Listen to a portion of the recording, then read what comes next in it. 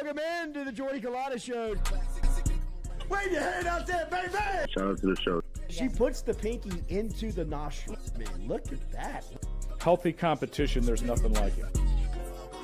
Y'all grow up. The line's wrapped around the stadium. Different strengths. I just lost a tooth. It's going to be fun. You know, we might have a story. I love what you're doing. Ogeron wants to take us fishing this afternoon. Sharif, you play for the bad boys of the SEC, man. We don't apologize to anybody. A lot of people are saying you're going to be wearing number 7. I don't really know. I want to. He look crazy, Bill. Good feet on the old man. Definitely come back. I love. We'll be right back with the Jordy Culotta Show.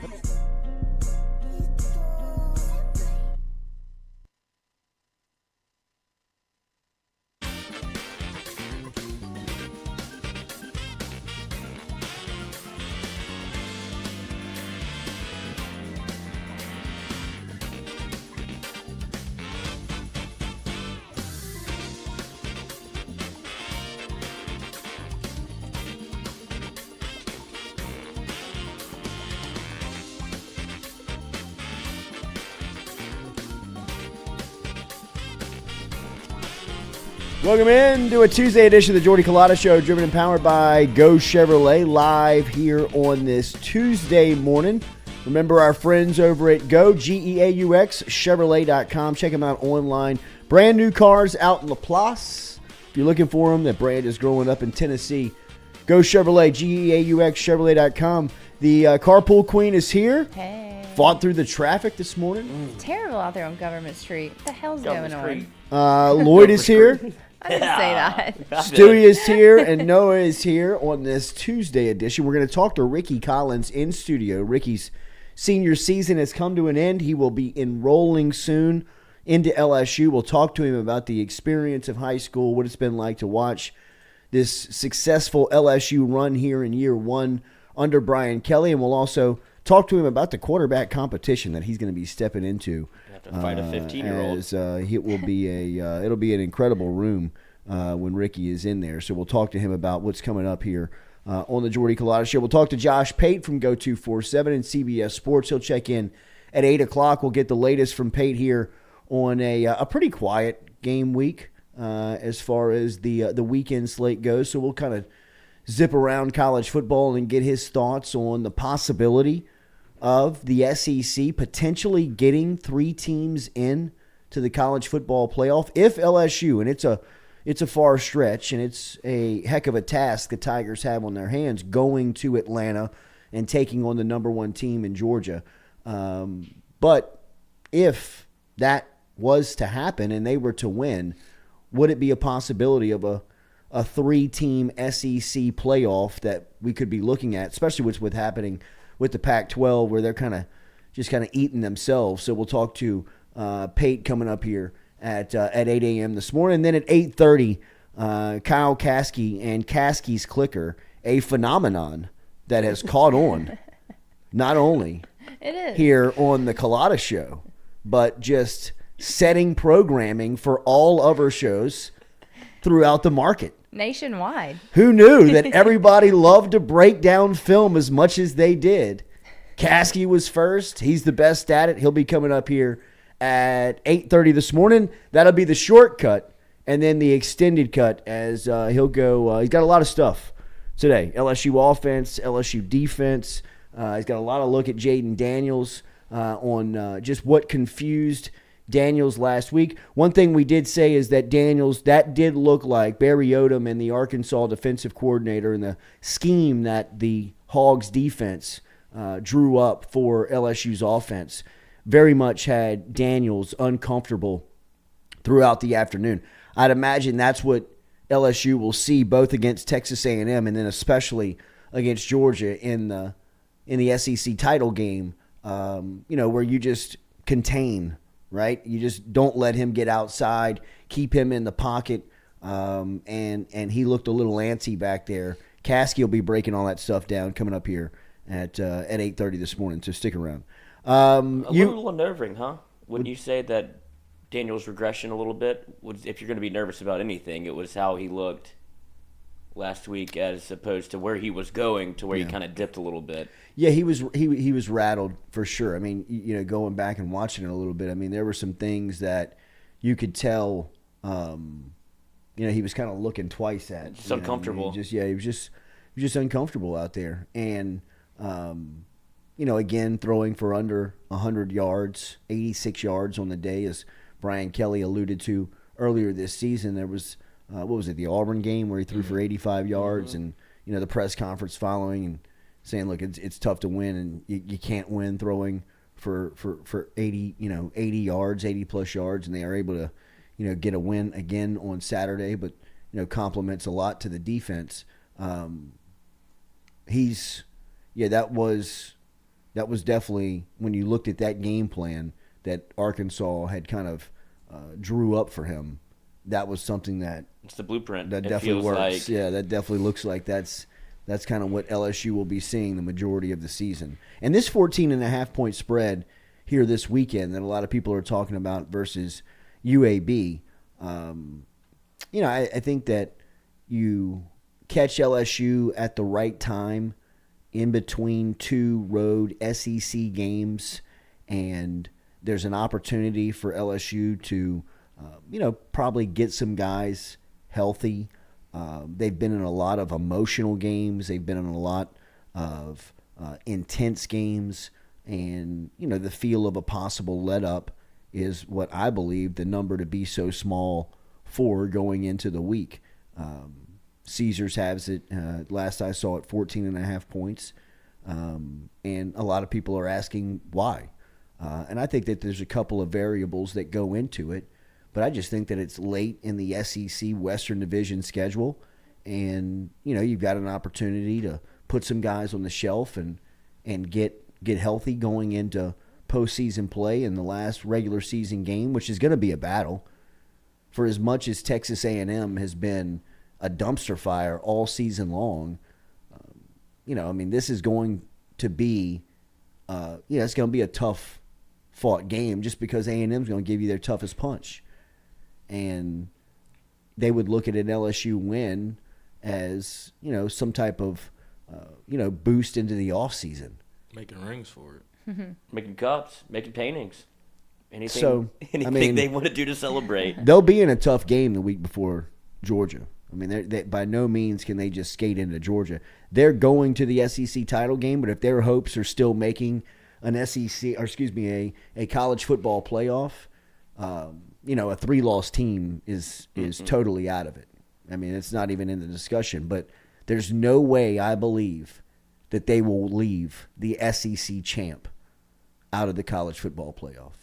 I think that there'd be a riot in the sport if you left the SEC champ that has 2 losses but defeated Georgia to get there, which right now we can all agree, if there's one that's in today, no argument, already has the ticket punched, it's Georgia. They're in the playoff. No matter if they lose in the title game, barring some catastrophe versus Georgia Tech and South Carolina. But, I'm going to imagine they would be okay getting to Atlanta undefeated. And if they do, and LSU's able to pull it off, where they beat Georgia a lot like Alabama did last season in this same game.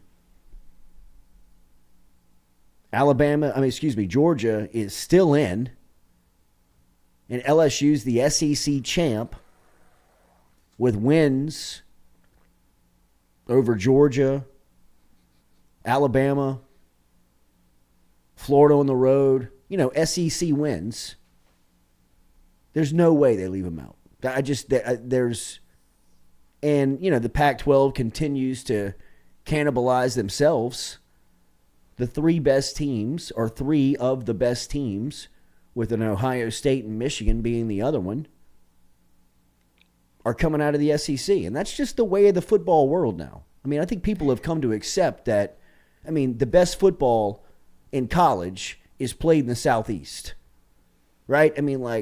Do we have to get the analytics of draft day numbers, of people that are playing in the NFL, of guys that are coming out of this league and playing on Sundays, the amount of titles that the league has won consistently. I mean, there's too much evidence that points to the fact that the best football collegiately is in the Southeastern Conference. So for the first time, possibly, getting 3 teams in, it would only make sense that it came out of the SEC. And if the scenario plays out where Georgia gets to the title game undefeated and loses to LSU, those 2 teams, to me, are in. And now you've got a 1-loss Tennessee team waiting to find out. So what happens now? We beat LSU. Who's better than Tennessee at that point? I mean, I'll listen to Ohio State and Michigan. One of you are in. Whoever loses the game, you're out. You're out. One loss, don't care. Sorry. You know, I mean, but really. It's the Joker and Batman here. Break this. Because here's the deal, man. Because here's the deal. Behind closed doors, this is a television show. Yeah. Boo. This is nothing but an ad sales meeting. Mm-hmm. How can we move the meter? How can we get the most interest? Georgia versus Tennessee, first round. Hot damn. LSU versus Ohio State, first round. Because then you have to get, if you really want to go into the weeds, and I wanted to ask you if you think anything that happens tonight bears anything out for what happens in the playoff. Because I don't think any rankings will be final from today that go on to LSU could play themselves into this thing. 3 more rankings. We got 3 more things. We get to meet Boo 3 more times. Oh, that's the guy's name. Boo. Who's left for TCU? TCU lost Saturday. Or No, they won. They won. They beat rolled, Texas, bro. Yeah, They rolled. but they got Baylor up next. Come on, Dave. Dave, 3-point spread. Another one that people are really wonky all about. it takes is a close game on TCU. They almost even have to lose. They'll piss down their leg. Because again, it's a television show, and behind closed doors, people are saying behind TCU, nobody cares about them. You know what I mean? Like, That's true. Oh, Fort Worth ain't a market. yeah, Yeah, right. I mean, Baylor like and Iowa State. we're not going to get anybody outside of Dallas to watch TCU. Nobody's going to care. We're going to match them up against Ohio State in round 1, and they're going to get just demolished. Nobody cares about your sweater vest. I mean, if it plays out where LSU wins the league and they've They're only in. got 2 losses, there's no way they're keeping them out. Who do I'm you telling think- you, man, there's no way there's no way you can keep the league champ of the Southeastern Conference out of the playoff. Well, yeah, I don't understand how they could. Why is that even a question? Because LSU at that has 2 point? losses. Yeah. And so there's other teams like whether it be a TCU, whether it be an Ohio Oregon. State, Michigan, Oregon, USC that all have 1 loss. Okay. And they'll be able to represent. Somebody's gonna have to represent the Pac-12, but they keep, like Jordy said, they keep feasting on themselves to where they Cannibalism. just beat each other up to the point where I've seen enough of this. Like feels like you want to see an SEC team because whenever you look at who has the most appearances since they started the playoff, conference with the most, SEC with 10, conference with most game wins, SEC with 14, conference with most championships, SEC with 5. Like, there's a reason that you put Don't overthink SEC teams in. It's because they're the best conference. And down the line, it'd be funny to see how they go 1, 2, 3, and 4 with. Yeah, I got the clips up there with because you don't want to see Georgia play LSU win, and then them rank them such that they have to play again in the first round. Yeah. So they'll finagle the system to put somebody 1 and somebody 3 and somebody 2 and somebody 4. So you don't see the same game back to back. And that's when you get into this is just a TV show.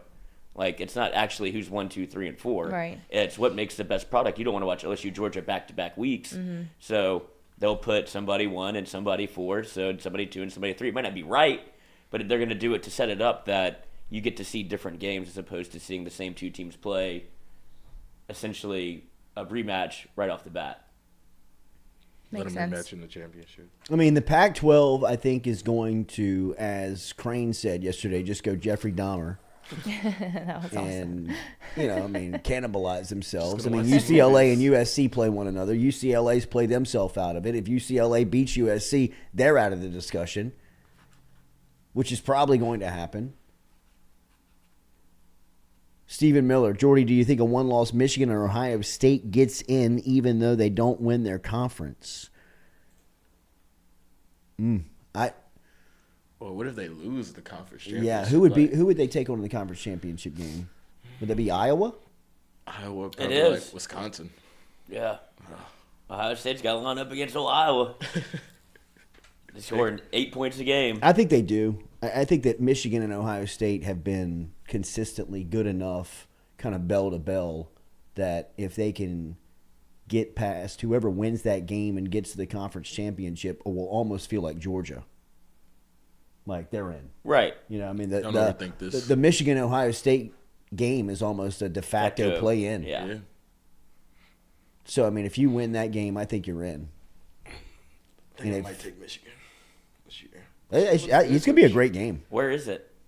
Ann Arbor. Is it? Is it in Ann Arbor? Well, you thought TCU lost, so I don't trust you right now. Yeah, right. Stoned right now. All right now. Tired, cold. 17-10. TCU won. Great game. Great game. Watched every play. Didn't watch Watched at every all. snap. Wow, Stewie. It's at the Horseshoe. 2 wrongs don't make a right. Go home, bro. Take the day off. You got Caskey's clicker. Was at the big house last year. There you go. Aiden Hutchinson is in Detroit. Yeah. He doesn't play for Michigan. Oh, he doesn't? No. Damn. Remember, Daily, we're brought to you by RMB Builders, rmb-builders.com. Get in touch with Rhett Bourgeois and his crew. Called Rhett yesterday, gave him a call. Directly picked up the phone, get him a call, and get in touch with Rhett, rmb-builders.com. IG, get him on Instagram. They have great stuff on Instagram, great content on Instagram that you can find. RMB-Builders, projects that they're working on, neighborhoods that they're working in, all the types of stuff that they can help you with, from remodels to new construction. RMB-Builders. Get in touch with them today. RMB-Builders.com. RMB-Builders.com. We'll be back with more of the Jordy Culotta Show, driven and powered by Go Chevrolet. Talk about the mail. Can we talk about the mail, please, Mac? I'm dying to talk.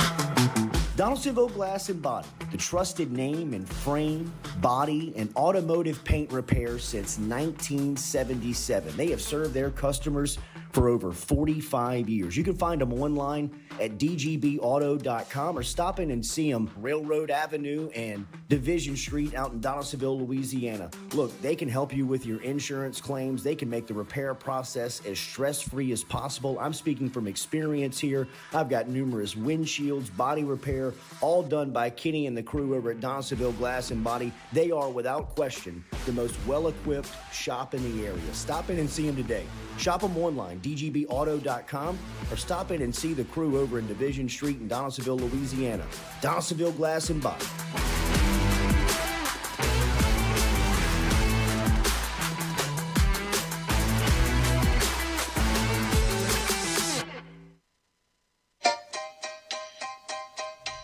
Hey fellas, it's Jordy Culotta for my friends over at Men's Total Health. Guys, do you suffer from fatigue, decreased libido, erectile dysfunction, weight gain or loss of muscle mass, signs of depression, anxiety, hair loss, mental fog, general loss of interest? Then you might be suffering from low testosterone. Go see my friend Mike Roach and his great team over at Men's Total Health, over in Metairie at menstotalhealth.net online. And stop in and see how they can change your life today. A simple shot and some knowledge from Mike Roach can get you back up, moving with your energy, get your sex drive back, build your muscle mass, make you feel young again. All online, menstotalhealth.net.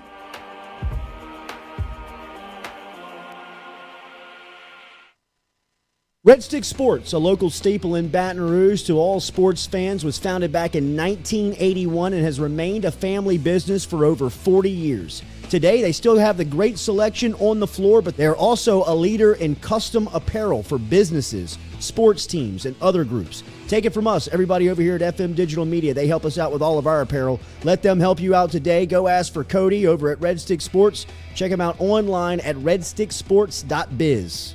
I was embarrassed about my smile. Are you unhappy at yours? Do you not smile back at yourself? I called my friend, Dr. Spillers, over at Johnson Spillers. He fixed my smile, and now everywhere I go, people are complimenting it after the work that Dr. Spillers and the staff did to my mouth. They can do it to yours. Get in touch with them. JohnsonSpillers.com. 2 locations, one in Gonzales, one in Baton Rouge. Easy to find them, JohnsonSpillers.com.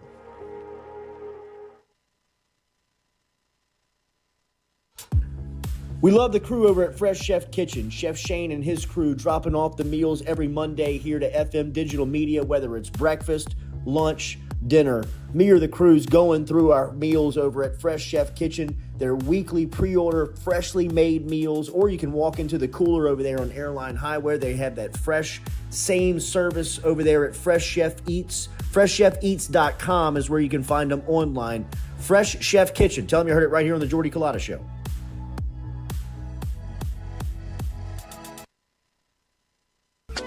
Are you looking for sound financial advice? Then get in touch with Daniel Newman of Edward Jones. You can call him today at 225-261-8262 or email him daniel.newman@edwardjones.com. If you're planning for retirement, saving for college for children or grandchildren, or just looking for sound investment opportunities, get in touch with Daniel today, 225-261-8262, located on Magnolia Square Drive in Central.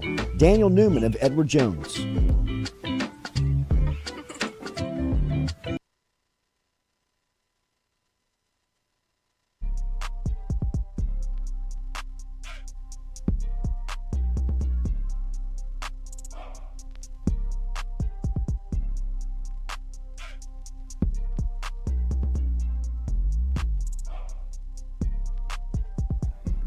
Shut up, Noah.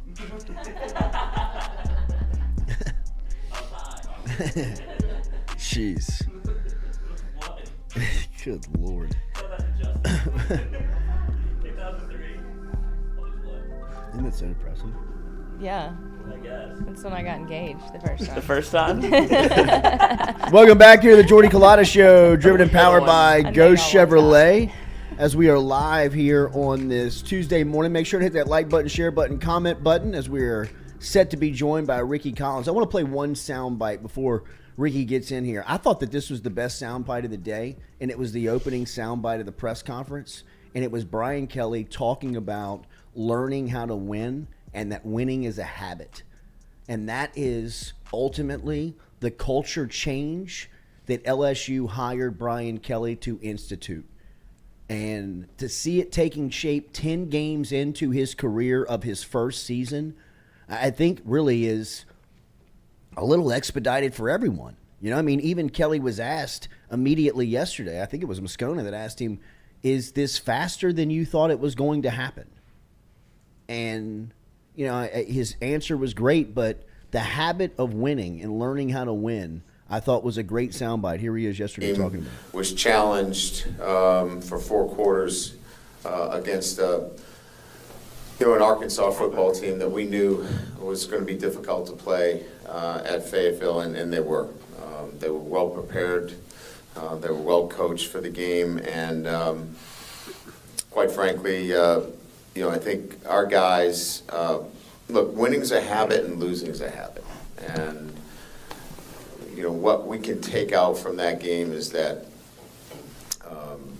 they have done the things necessary to make winning a habit. And just like losing becomes a habit, they found a way to win that football game.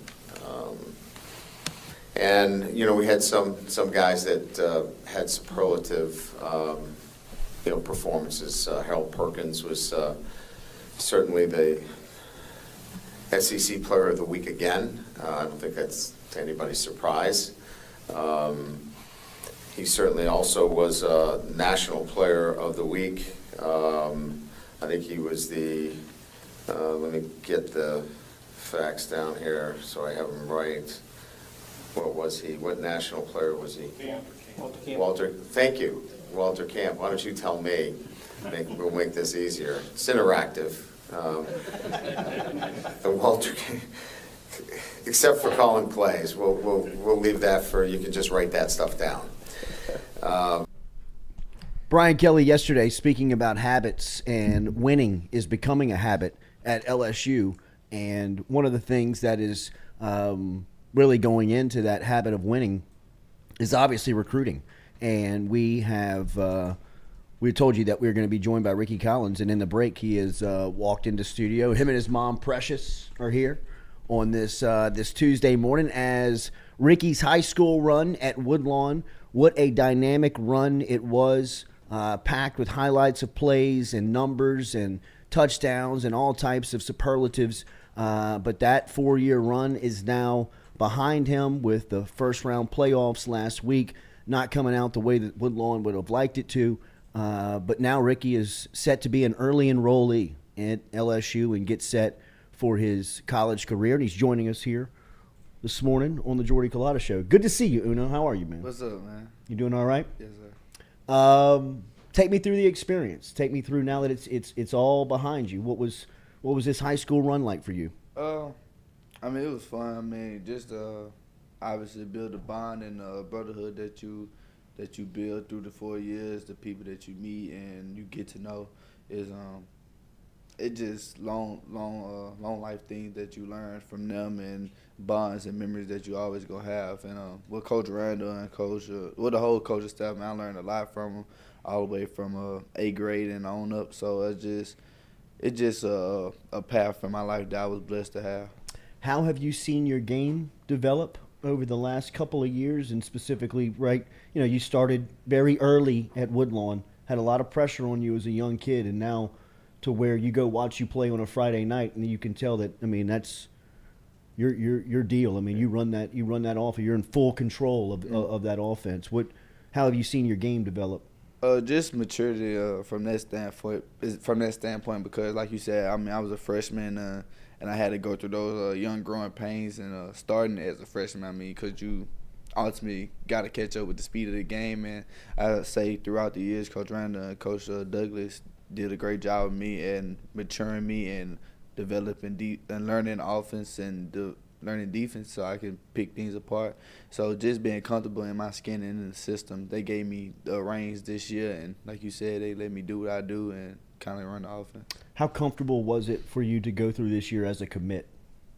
It was to get that behind you. It took a lot of stress off me. I mean, me and my family, so we can just go through the senior and just enjoy all moments and not have to be stressing about, so when we gonna worry about a school or when we gonna visit again or anything like that. Knowing that we have our home it was a great thing to do before the season, so we can just focus on the senior. It's got to be cool to be watching your college choice play right now, as they are one of the hottest brands in football. As LSU is on fire, SEC Western Division champs. What have you made of Brian Kelly's first season? He doing a great job with the team. Everybody was questioning when they first started the season because they started slow, and everybody was questioning Jaden and the offense and the team in general. So, I mean, I was just one of those people. I watched the practices and I watched how Coach Kelly coached and how Coach Sloan was, how he coached because he recruited me at Tech. So, I just knew they was gonna flip the switch eventually. And Jaden is a calm, cool, collected guy. And I knew he was a worker and a competitor. So, ultimately, when they flipped the switch, it was no surprise to me because, like I said, Coach Kelly is a great coach, and they put it all together, and that's all they needed. They just needed a little confidence. How does communication work with a commit, a guy that's committed to the program and they're still staying in contact with you? What's the conversations like? Mainly about obviously the enrolling situation and getting in there and being ready and staying ready now that the season over with. So, I mean, just normal conversation. When I was talking about the season, like I said, it was talking about the season, but now it's about, okay, now we got to come in. Now you got to set your official. Now you got to get ready to sign. It's about the next step of things. So just the transfer in. Yeah. What is the next couple of weeks like for you? Well, obviously the season, like you said, season ended, so I'm taking like a little break off. Been banging for the last couple of weeks, so to take that break out, then get back to it next week, and like I said, stay ready so I can not go in, or if I can go in for a bowl practice or anything. So just stay ready so I can be ready to compete when I go in. How's your health? We good.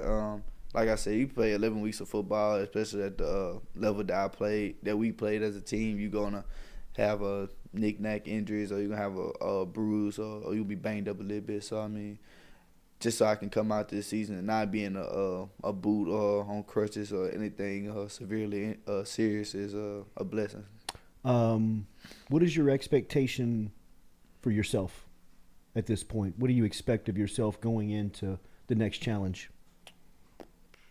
I mean, I'm a ultra competitor. I feel like I'm an alpha male, and that's just the program going in. I mean, locker room full of alpha males. So I mean, I'm gonna go in and make a name for myself all over again. I mean, they know me, but they don't know me. They know me as Rickie the recruit. They don't know me as Rickie the teammate, the player, and I guess I'm just had to start all over because I mean those guys have made names for themselves on that level. I mean, Jaden has done big things in the first year that he's been there, so I just got to go start over. I'm a scrub and a rookie all over again. You can't not be an alpha male if you are going into that room because it's obvious when you get to LSU. Yeah. I called it 2 weeks ago when Hurley committed off the heels of you committing, of Walker Howard committing, of Garrett Nussmeier committing, of Jaden Daniels being there. This is kind of like the quarterback golden age of LSU football. I mean, I don't think that they have had successive recruiting classes with so many standout guys. When you look at the room that you're going into competitively, how do you view that?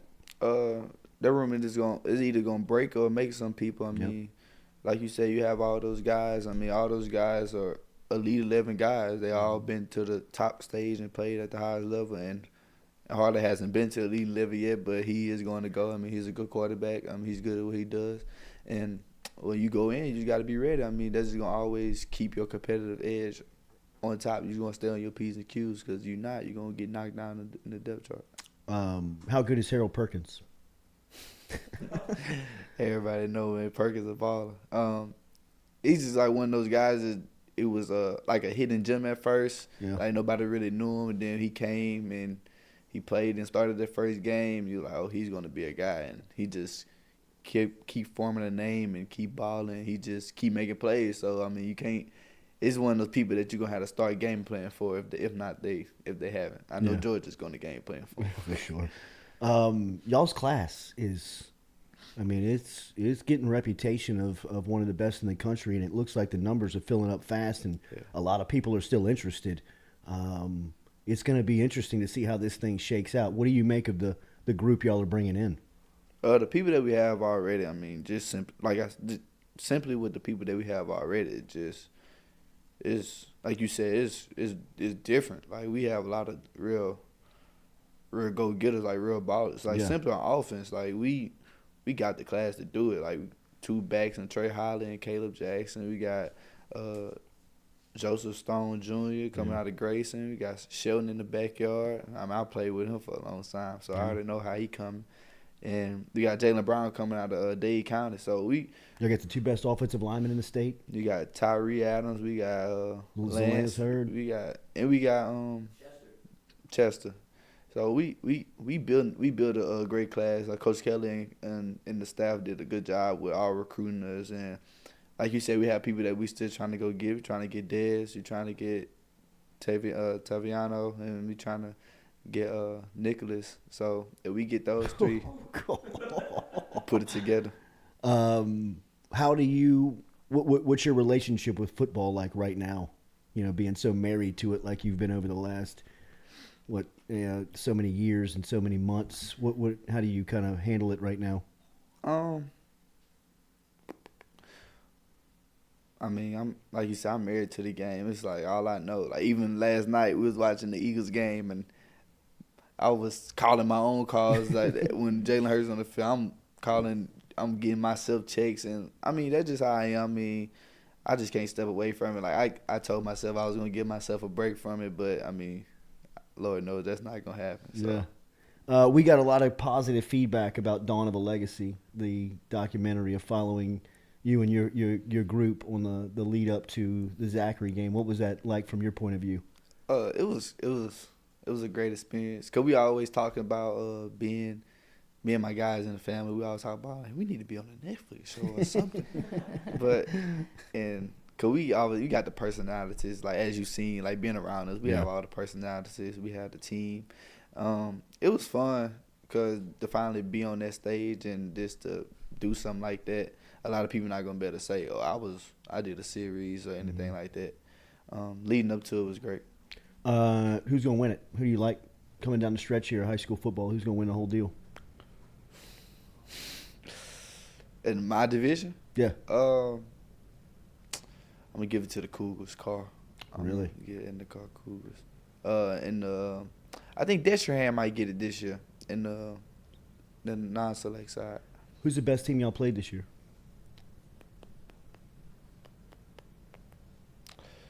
From the defense, I say Zachary, simply because their defensive front is so forceful. They have a lot of guys that can really go, and they was steady rotating and steady constantly coming. Like they was never tired. Right behind, then their defense just well coached. I mean, they had Colin over top. They schemed well for Clayton. Their linebackers are good sideline to sideline guys, and I say right behind them was probably LCA, simply because they was so in shape. They was running the whole game, and I give kudos to both those defenses this year. Your game mentally has grown a ton. You can watch, you can see that you're diagnosing stuff out there. How have you and Marcus Randall? How has that relationship been over the last 4 years, and what has it meant to you? Coach Randall's like another father figure for me. I mean, him and Coach Douglas, like the whole coaching staff, I look at them like that, and they kind of like took me in under their wing when it came to, you say you want to be the best, so we gonna make you the best. Like, so just working, stand in the lab, stand on the board, stand on the field, just putting it all together. And I mean, they always planned for me for my senior years to be calling the show. So, and this year I finally got to show that my mental side of the game, because I always showed just the physical attributes. So this was the year that I wanted to show that I was also a heady player and not only just out there making plays athletically. What are you going to do about Precious when you move out? Is she going to be at the dorm cooking every day? I would love that. I would not turn that down. Thank y'all for the access this season, bro. Best of luck. It's good to see you, man. Rickie Collins, next LSU great, he is done with high school, as he'll be graduating in the next couple of weeks and be early enrolling into LSU, as it's always great to catch up with one of our own here out of Baton Rouge. Has represented the city and the state at such a high level, and now will go on to play for the State University for the next 3 to 4 years. So it'll be fun to watch him as he grows and develops even more. We'll be back with more of the Jordy Culotta Show, driven and powered by Ghost Chevrolet.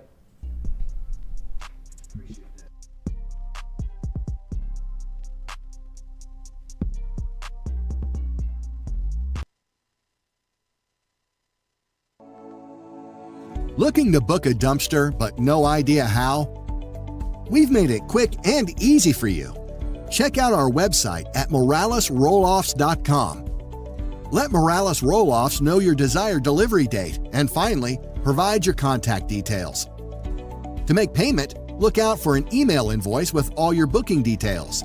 On delivery day, our driver will notify you through text and email that your dumpster is ready and on the way. Now you know how easy and convenient it is. Call Morales Roll-Offs at 225-427-0000 for your dumpster. Hey Baton Rouge, when traveling through Natchez, Mississippi, whether you need to fill up your vehicle or your belly, stop by Go-Mart and On The Go Deli. Go-Mart has clean restrooms, community coffee, an awesome beer cave, and a great selection of anything you might need on your trip. So stop by Go-Mart at 4 Sergeant Prentice Drive as you're entering Natchez on the left, and visit Tom and Wright Granning and their awesome team at Go-Mart. Don't let the name fool you. Men's Total Health has offerings for the ladies, too. Guys, is your wife or partner suffering from urinary incontinence, low sexual desire, or pain during sex? Then the O-Shot might be for her. Don't let it scare you. It's totally natural. It's PRP. And Mike Roach and the crew at Men's Total Health will make you as comfortable as you can be.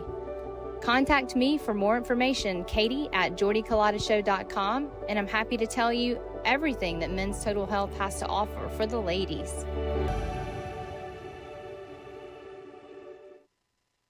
Do you suffer from chronic dehydration? Are you looking to improve your athletic performance and you need to get over and see our friends over at GoFlow IV? They're located on Jefferson Highway.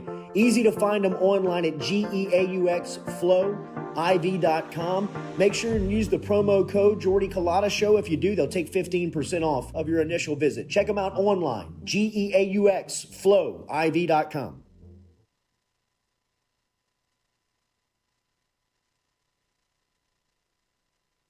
In a wreck, Gordon McKernan Injury Attorneys is ready to go to work for you. Come meet your team. I'm your intake specialist. I coordinate your case and connect you with your attorney and paralegal. That's us, your legal team. Thanks. And we'll fight to get you every dollar you deserve. I'm your settlements and disbursement manager, and I'm here to get you paid on time.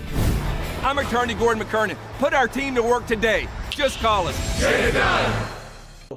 We're sitting in the dugout. So funny you say that. And Pelfrey is not pitching today, but he's in full uni, he's turfs, and he's standing up on the fence, whatever, just like this, watching the game, and we start talking about, pissing your pants, something whatever.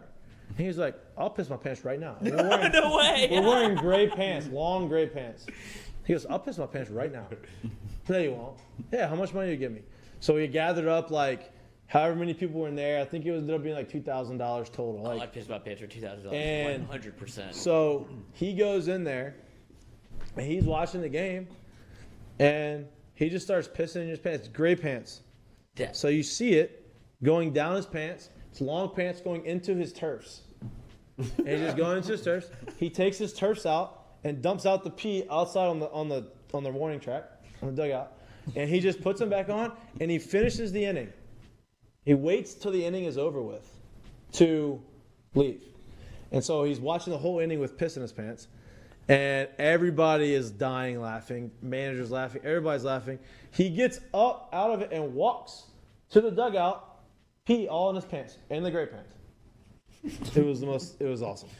I remember telling them, hey, listen, my job here is to make sure that we bring, big time football to a small town environment, right? And so you see on movies sometimes about the way a town reacts to the football program and what it means to everybody, and that was the hopes and dreams that I had for the place. And so our kids take a distinct responsibility in wearing that Z on their helmet. It means a lot to them. And then on the flip side of that, our community does a tremendous job of supporting our program, supporting the athletic department, supporting our school as a whole. And there's really a great relationship there that's a lot of fun to be a part of. Thank you for the access, man. Looking forward to tonight. We'll talk soon. Coach, wait, before you go, fix your hair again one more time. Look at him. Let's go here. Look at him. What do you think about that? Game day, what do you baby. think about that? Game day. Hell yeah. Yeah. I love it. I love it, man. Great to see you. Thank you. You too, guys. I appreciate it. Y'all have a great day. All right, man. There he is. There he is. My guy. David Brewerton checking in. What does Harold Perkins do for this defense? What does he allow you guys to do? Yeah, Perk, man, he's just so raw, man. All he know how to do is make a play. But I love him. He brings a certain type of juice to the defense, and he's right alongside of me on the edge. He knows how to rush the edge. As a young guy, that's very valuable to the defense, being able to rush the edge. Making the quarterback step up. But yeah, they put him everywhere. Middle linebacker, outside rusher. Maybe sometimes he's gonna be in the drop. So he's very versatile for our defense. Question in that game. You're listening to the Jordy Culotta Show live on YouTube. Catch it every day, 7 to 9 a.m. wherever you have internet access. Oh, my guy, the host of Mac and Cube. You said you wanted me to close it out. I listen to his pod every day on WJOX 94. I thought I was going to beat Charlie. I didn't. You were fantastic as always. Have a great call in Missouri. I'll see you soon, man. Thanks, man. Good Later. talking to you, Jordy. Always. There he is. Cole Kublik, the absolute best. Don't overthink it, ABC. When you move to a primetime slot and the SEC is getting that billing, make this man the color commentator. He's the absolute best. Ooh, I mean, what a pro. What a pro. Make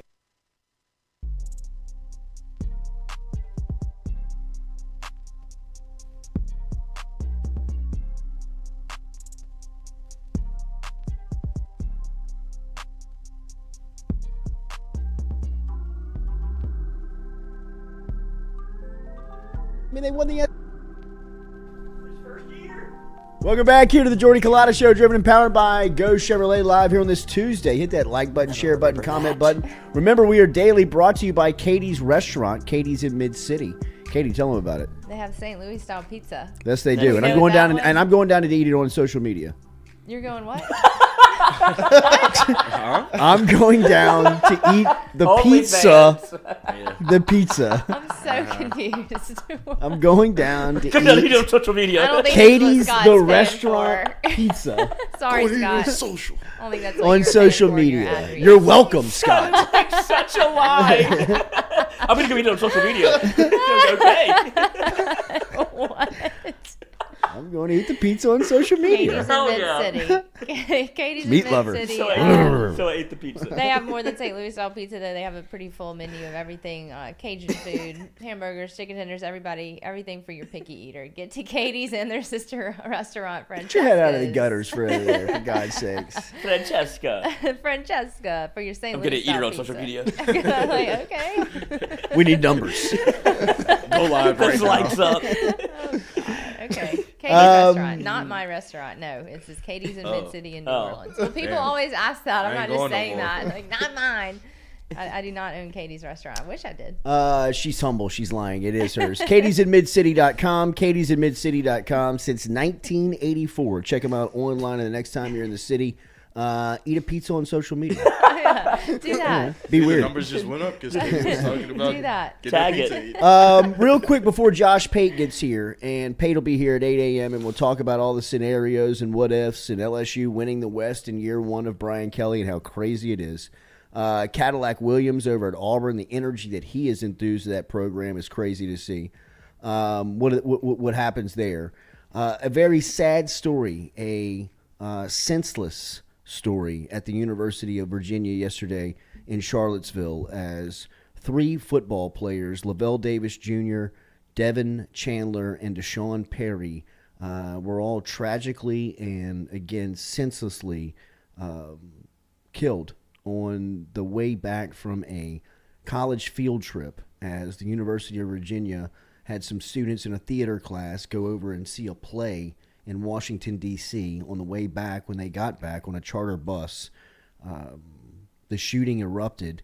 Those 3 players were killed. 2 other players were struck by bullets. One of them is in stable condition, and that happens to be former University High and Baton Rouge native Mike Hollins, former University High running back Mike Hollins. If you recall those University High teams that won 3 straight state championships for Coach Chad Mahaffey. Quarterback was John Gordon McKernan. They had players everywhere. I want to say they had 13 Division I signees.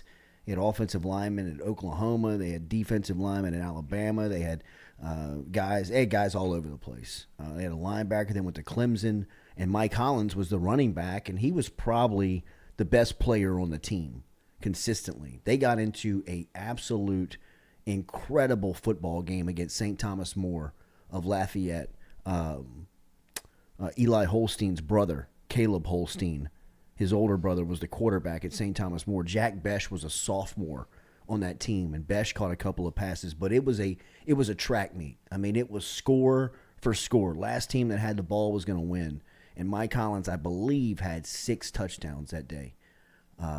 He set a state championship record, and when I tell you, the most humble, polite, nice, just someone that you would look at and just say he's just a model. If you're a coach, if you're a teacher, if you're if you're a dad with a daughter, you would think that this is exactly who I would want my people around. He is as nice and as good of a kid that you will ever find. And as soon as I heard this story at the University of Virginia kind of starting to bubble up on Sunday, the first person I thought about was Mike Hollins, just because he's really the only tie that I have to Virginia. And when I see Virginia football on television, I always stop and watch because he's a big part of what they do. He's a big part of their offense. And he's going to be okay. I talked to his mom yesterday and talked to his high school coach as well. Gordon McKernan is very close to the family and has given me some updates as well. And it looks as if Mike is going to recover and he's going to be okay, which is, considering it is good news. But this is a just incredibly tragic and sad and senseless situation that has happened in Charlottesville, and the suspect has been apprehended and has been taken in to custody, and now will be he will face the punishment. But it is a terrible story. He said that there was a prior criminal incident off campus with him and a concealed weapon in February that he was supposed to have reported to the campus police but didn't. So that's weird. Yeah, what's the deal with this guy? It's I don't know. I don't know enough about it to comment. I just know that somebody that is close to our community has been affected by it, and he has been in and out of surgery. He may actually be in surgery again today, but from all accounts, I think that he will make a recovery. So keep your thoughts, your prayers, your good vibes, sending them up to Charlottesville. But another just tragic situation in our country that it has ended with mass death, and it is a sad situation, and nobody feels like they are outside of the scope. It's just it's a scary time right now for everybody.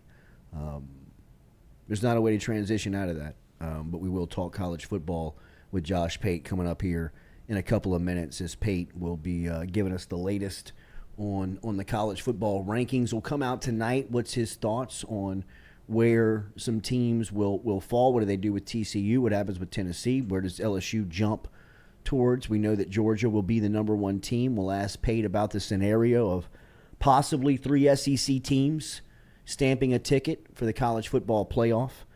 We will hear the latest and see what Pate thinks about College Station and Jimbo Fisher. And, man, some of the stories coming out of College Station. This stuff with Muhsin Muhammad, that can't be true that he was suspended for wearing arm sleeves. That's what the tweet says. I was watching the game. Jordan Gilbert had arm sleeves on. Yeah, but he's a DB, not a receiver. So what's that mean? Oh, okay.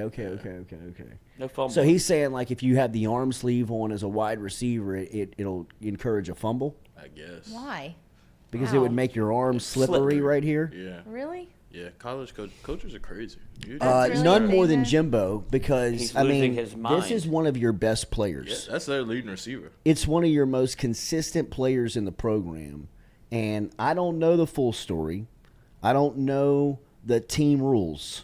I don't know the situation really and truly around it, but I'm just reading the tweet of the player and then went back and watched Jimbo's press conference afterwards, where when he was pressed about Muhammad not playing, you could see that he got a little uncomfortable of he broke a team rule and he suffered the consequence.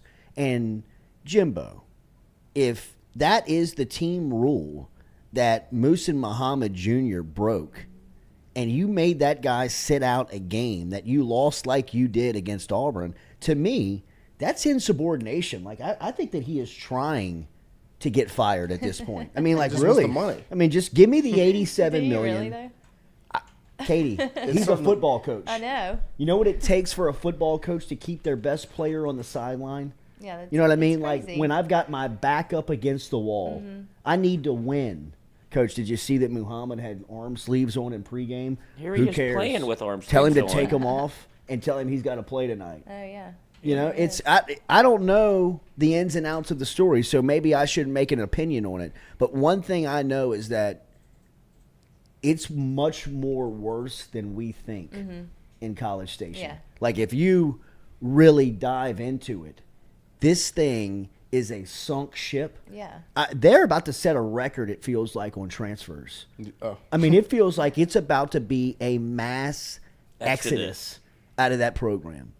I mean, for as much as they have, you know, football by culture is a very secretive sport. You know what I mean? You don't like to let a lot of stuff out of the locker room. If it ever does get out of the locker room, you're almost considered like a pariah. You know what I mean? Nobody will really kind of look at you. Nobody will really kind of mess with you. But A&M's just like, they're running their mouth. Like, they're like, got players talking about, I'm bored at the game. You know, talking about, you know, smoking weed in the locker room. I mean, like, you know, they got guys that are, like, tweeting out why they're suspended, like, trying to call. I mean, if you look at that tweet that Muhammad put out, I mean, like, the next, like, 100 responses are just, you know, the cult of College Station, like, begging this guy not to transfer and calling Jimbo a clown. I mean, it's worse than Please don't leave, man. we could imagine in College Station. And, like, again, like we talked about a couple of weeks ago, if I'm at another school and I got some concerns, and as Brian Kelly said a couple of weeks ago, this LSU's program will still have to dip into the transfer portal for some spots. And the spots I anticipate he's talking about is, like, defensive back and offensive line and defensive line and linebacker. I mean, could you imagine going to get, like, another dog to play next to Harold Perkins? We'll take him. But, I mean, like, to me, Texas A&M's roster is for sale. Like, literally. I mean, like, it is a yard sale at A&M. Because I don't know if Jimbo's going to make it. I don't know if he'll be back. At this point, it seems like, to me, after watching his press conference against Auburn, it looks as if he's trying to, like, say, like, he's kind of playing like Ogeron. That's what I was going to say. Like, fire me. Fire me. I can't imagine. Fire me. You know what I mean? Like, I mean, the story goes that Ogeron against UCLA with Scott Woodward, Stephanie Remph, and, like, two of the board of directors standing, like, 6 feet away from him, only kind of blocked by a locker room wall. Like, the coaches were in a room, the players are in a locker room, Ogeron's back's up against the wall, and Woodward and Remph are kind of standing outside the door and can't see him behind the door. But he's pounding the wall, slapping the wall, telling them, tell those motherfuckers to fire me. Pay me my money. They're going to have to fire me. And they're, like, standing, like, right there. You know what I mean? Like, it was like, I mean, I think at that point, Woodward and Remph were like, okay, we got to fire this guy. I mean, like he's done, right? Like, he's week one. Yeah, he's done. I mean, like, he's threatening to beat up a UCLA fan 4 hours ago. The team, you know, pisses down their leg for 3 hours of the game, and now he's in here slamming the wall, telling us to fire him. I mean, like, we got to get rid of this guy. I mean, like, Jimbo at the podium on Saturday looked as if he was kind of like, fuck it. Whatever. Yeah, I mean, what do you want to do? Not changing. I got these play sheets. They asked him directly, like, was tonight enough evidence that you need to bring somebody in to change the offensive scheme philosophy? And he defended his philosophy. He's like, you know, I mean, it doesn't matter who they bring in, whoever they bring in. I mean, smash is still a smash route. The corner's still the corner route. They're like, oh, God. You know, it's like Les Miles being like, I mean, doesn't matter who we get. I mean, you're still going to have to, you know, like, run, toss, dive. So I'm just going to hire my frat buddy, Cam Cameron. You know, like. He's at my wedding. We did some strange things back in the day. Scott Craig, I'm telling y'all, my pizza is great. Mother-in-law's dough's recipe. It's the dough. It's cracked with thin crust. Sorry, Scott, about that. Bread. It's always about the bread. Always about the bread. Who does A&M play this week? Does it matter? I'm just wondering what chances they have left. I think it's UMass. Yeah, they do. They and play UMass is actually the worst football team offense in the country. Okay. Iowa and UMass have fought back and forth for who's going to be the worst offense. So this weekend for Texas A&M, this game may be like – because A&M's terrible too on offense. Right. They average 21 a game. 21 But they'll and a half. beat UMass, And right? UMass They better 42. beat UMass. Yeah. He'll get fired on the spot if he Right. loses to They'll UMass. beat UMass. Oh, he can't wait then. This is his moment. If he wants to get fired, go ahead and lose to UMass. He can sell. Which would be the worst case scenario for LSU if Yeah, they absolutely. have it. They have an You don't want him to interim get fired. coach You that want it. You comes want it. I in. mean, like billowing smoke Yeah. of a dumpster fire when you pull into A&M. Like, how's it been going over here? Oh, like, how y'all been? I mean, Scott Woodward might want to hang back. That's You know what I mean? Because like Woodward be like, "How y'all doing, fellas? Y'all Everybody take, good?" take Jimbo with you. Take him back. Shit, I thought you were gonna hire him. I didn't want him. All right, we'll be Brian right Kelly. back with Josh Pate coming up next here. CBS Sports Go 247. Remember, daily we're brought to you by Dead Soxy. Katie, new promo code or new Yes. new percentage They off? gave us a new percentage off since LSU only scored 13 points. Yep. Is that right? 40 so points. instead of 13% off, you're going to LSU get scored 40% off using the code Jordy. So go to deadsoxy.com. Put in the code Jordy. Get the athletic socks we're always telling y'all about that we love to wear, and get 40% off your order. You have up until kickoff at the UAB game to use that code. See, they could have just put the scores together. It could have. They did 23%. They did Instead, 40% for LSU Harold. scored 40 points. Yeah, promo code Harold. If you know, you know. You'll get They a need free to do pair of next. I'll socks. tell Dead Sox to Promo work on code that. perk. Might Go- get a free perk too. Go to the store. Go to make Dead perk Sox and socks. ask for a perk. We'll be back with more Josh. We'll be back with more of the show. Josh Pate coming up next here on the Jordy Culotta Show.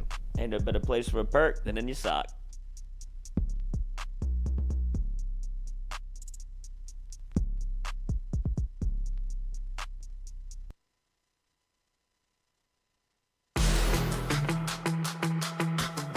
Donaldsonville Glass and Body, the trusted name in frame, body, and automotive paint repair since 1977. They have served their customers for over 45 years. You can find them online at dgbauto.com or stop in and see them Railroad Avenue and Division Street out in Donaldsonville, Louisiana. Look, they can help you with your insurance claims. They can make the repair process as stress-free as possible. I'm speaking from experience here. I've got numerous windshields, body repair, all done by Kenny and the crew over at Donaldsonville Glass and Body. They are, without question, the most well-equipped shop in the area. Stop in and see them today.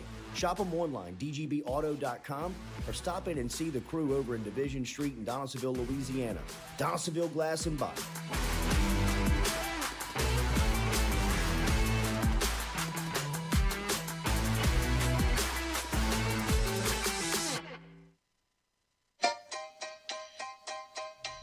Hey fellas, it's Jordy Culotta for my friends over at Men's Total Health.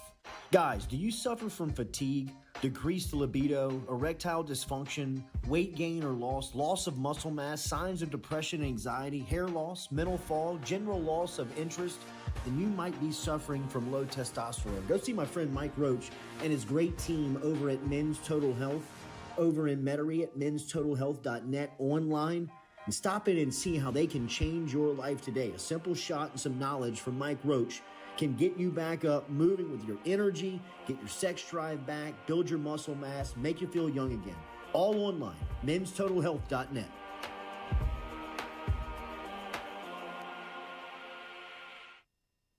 Red Stick Sports, a local staple in Baton Rouge to all sports fans, was founded back in 1981 and has remained a family business for over 40 years. Today, they still have the great selection on the floor, but they're also a leader in custom apparel for businesses, sports teams, and other groups. Take it from us, everybody over here at FM Digital Media. They help us out with all of our apparel. Let them help you out today. Go ask for Cody over at Red Stick Sports. Check him out online at redsticksports.biz. I was embarrassed about my smile.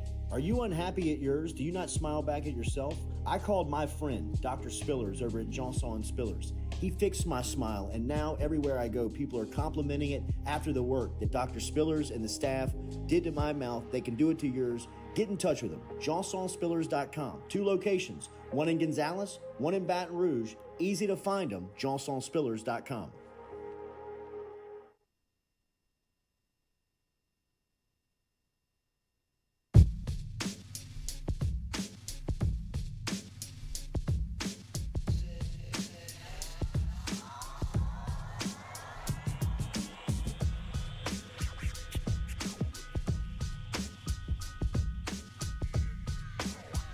All right, welcome back here to the Jordy Culotta Show, driven and powered by Go Chevrolet. I feel like I'll do this all One of our purpose. favorites, Late Kick Josh, of course, Josh Pate of Go 247, 24/7 and CBS Sports. You can catch him live on YouTube Sunday, Tuesday, and Thursday night, 7 o'clock Central. Hell of a Lots schedule. to talk about.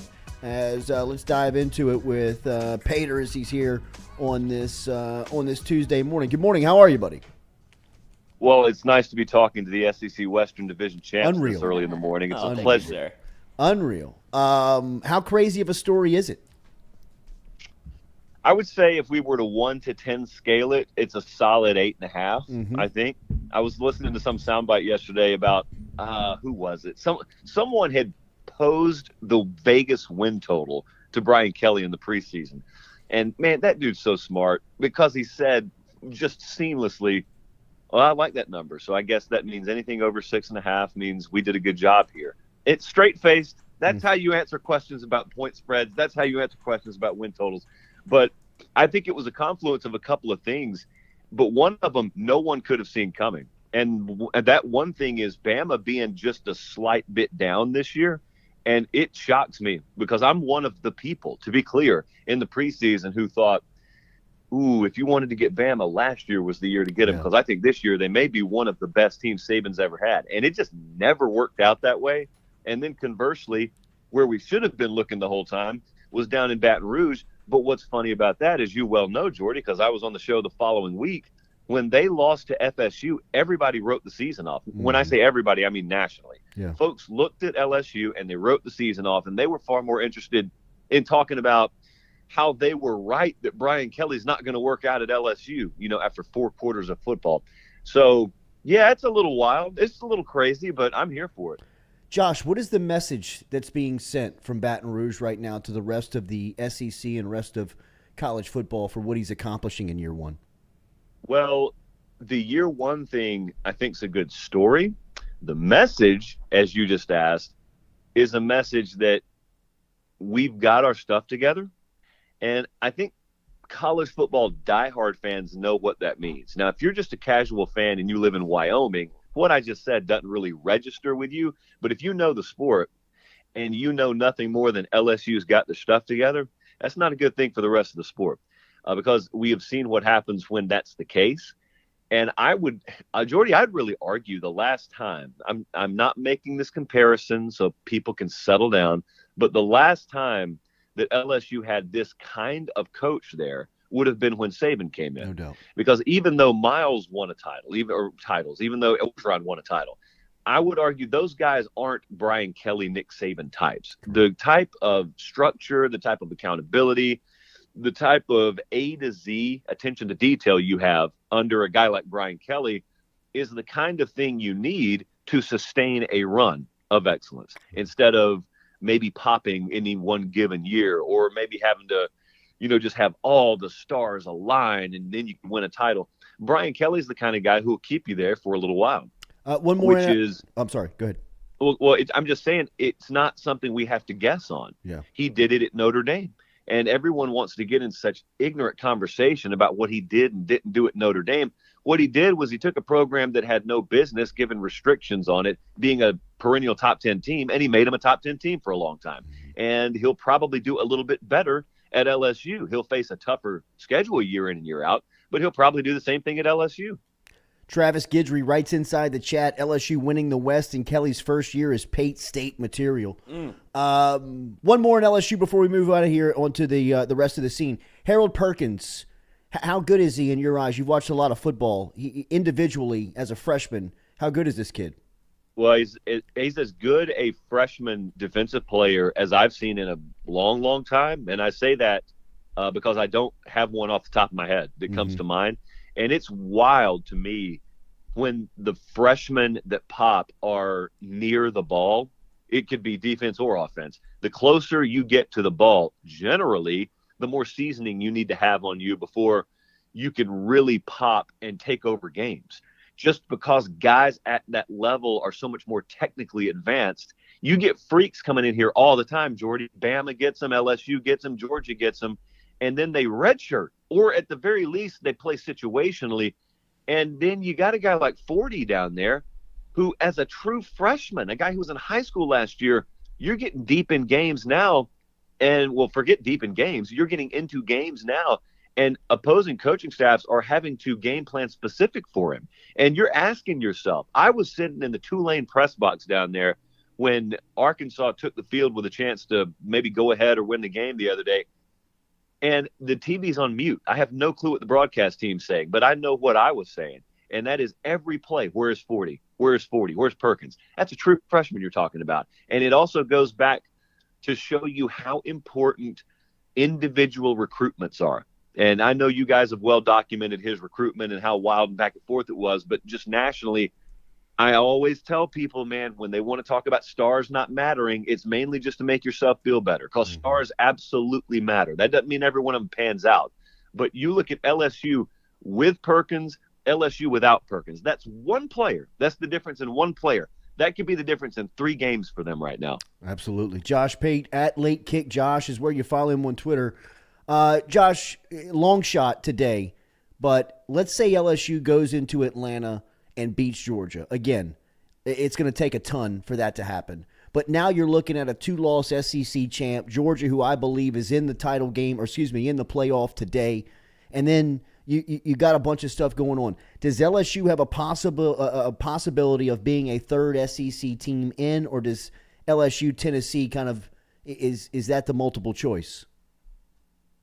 My personal opinion on that is that they would roll with LSU over Tennessee. That's my personal opinion. Now, I wish when we do this rankings show, and then you have to tell me about it because I don't watch it, but I wish someone would pose this scenario. I know that they would wiggle off the hook and they wouldn't give you a straight answer, and that's okay. But I wish that someone could lay this out ahead of time, because it's not like we have to really guess on how the resumes would look. We're either 2 games away or 3 games away, if you count a conference title game, of finishing these resumes. So we would know what LSU's beaten UAB, A&M, and Georgia in that scenario. Georgia's going to be in regardless. We all agree with that. And we would know that Tennessee's taken down South Carolina and Vanderbilt. That's their finished resume. I would like to know, in that head-to-head hypothetically, who do you roll with if you're a committee member? Because we know what's supposed to count a lot is a conference title, which LSU would have. And then if that elevates you above and beyond whoever the B team is in that hypothetical scenario, head-to-head matters don't get taken into account.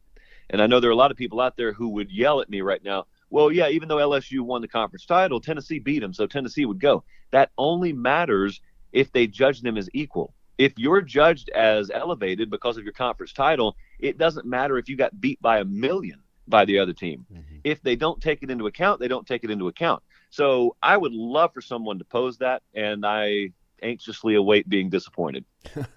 TCU over the weekend. What did you learn about the Horned Frogs?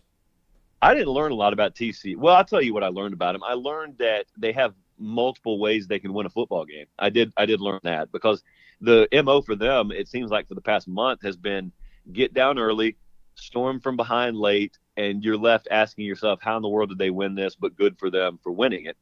And they did not have to do that this time around, because Texas, there's this thing you have to do in games to win them, score points, and they can't do it, or at least they didn't the other night, which baffled me.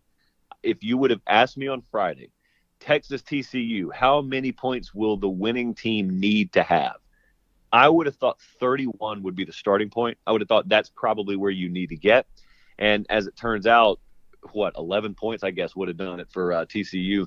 They did what I thought Texas may be able to do. I thought Texas, with Gary Patterson sitting down there now, knowing that TCU roster inside and out, I thought Texas may put together a defensive game plan that won the night. And they were very good, obviously, but Texas could not do a thing offensively. Yeah. And that really boggled the mind. They were 1 of 13 on third down. I had my crew go and find the last time they were that bad.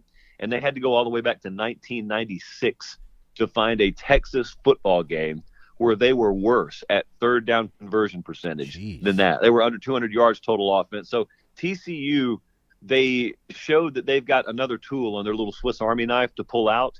And I don't know if it'll ever be replicated again this year, but they're sitting here doing something I didn't think that they'd be able to do. And I think what's funny is those point spreads got released for this weekend's games, and you had just seen TCU win, and you had just seen Baylor get drugged by Kansas State. And there's TCU -3 at Baylor, which sounds a whole lot like LSU at Arkansas to me. Josh, what do you make of Sarkisian and Jimbo? Has the game passed them by? I mean, it was just 2 years ago that the sport thought of them as offensive geniuses, right? I mean, now here we are. As you say, you had to go back to 96 to find a stat on Sarkisian offense, and Jimbo's offense just looks – it almost feels like Les Miles. It almost feels like LSU and Les Miles and what they were watching. It's just beat your head up against the wall type stuff. Yeah, I think of them in two totally different compartments.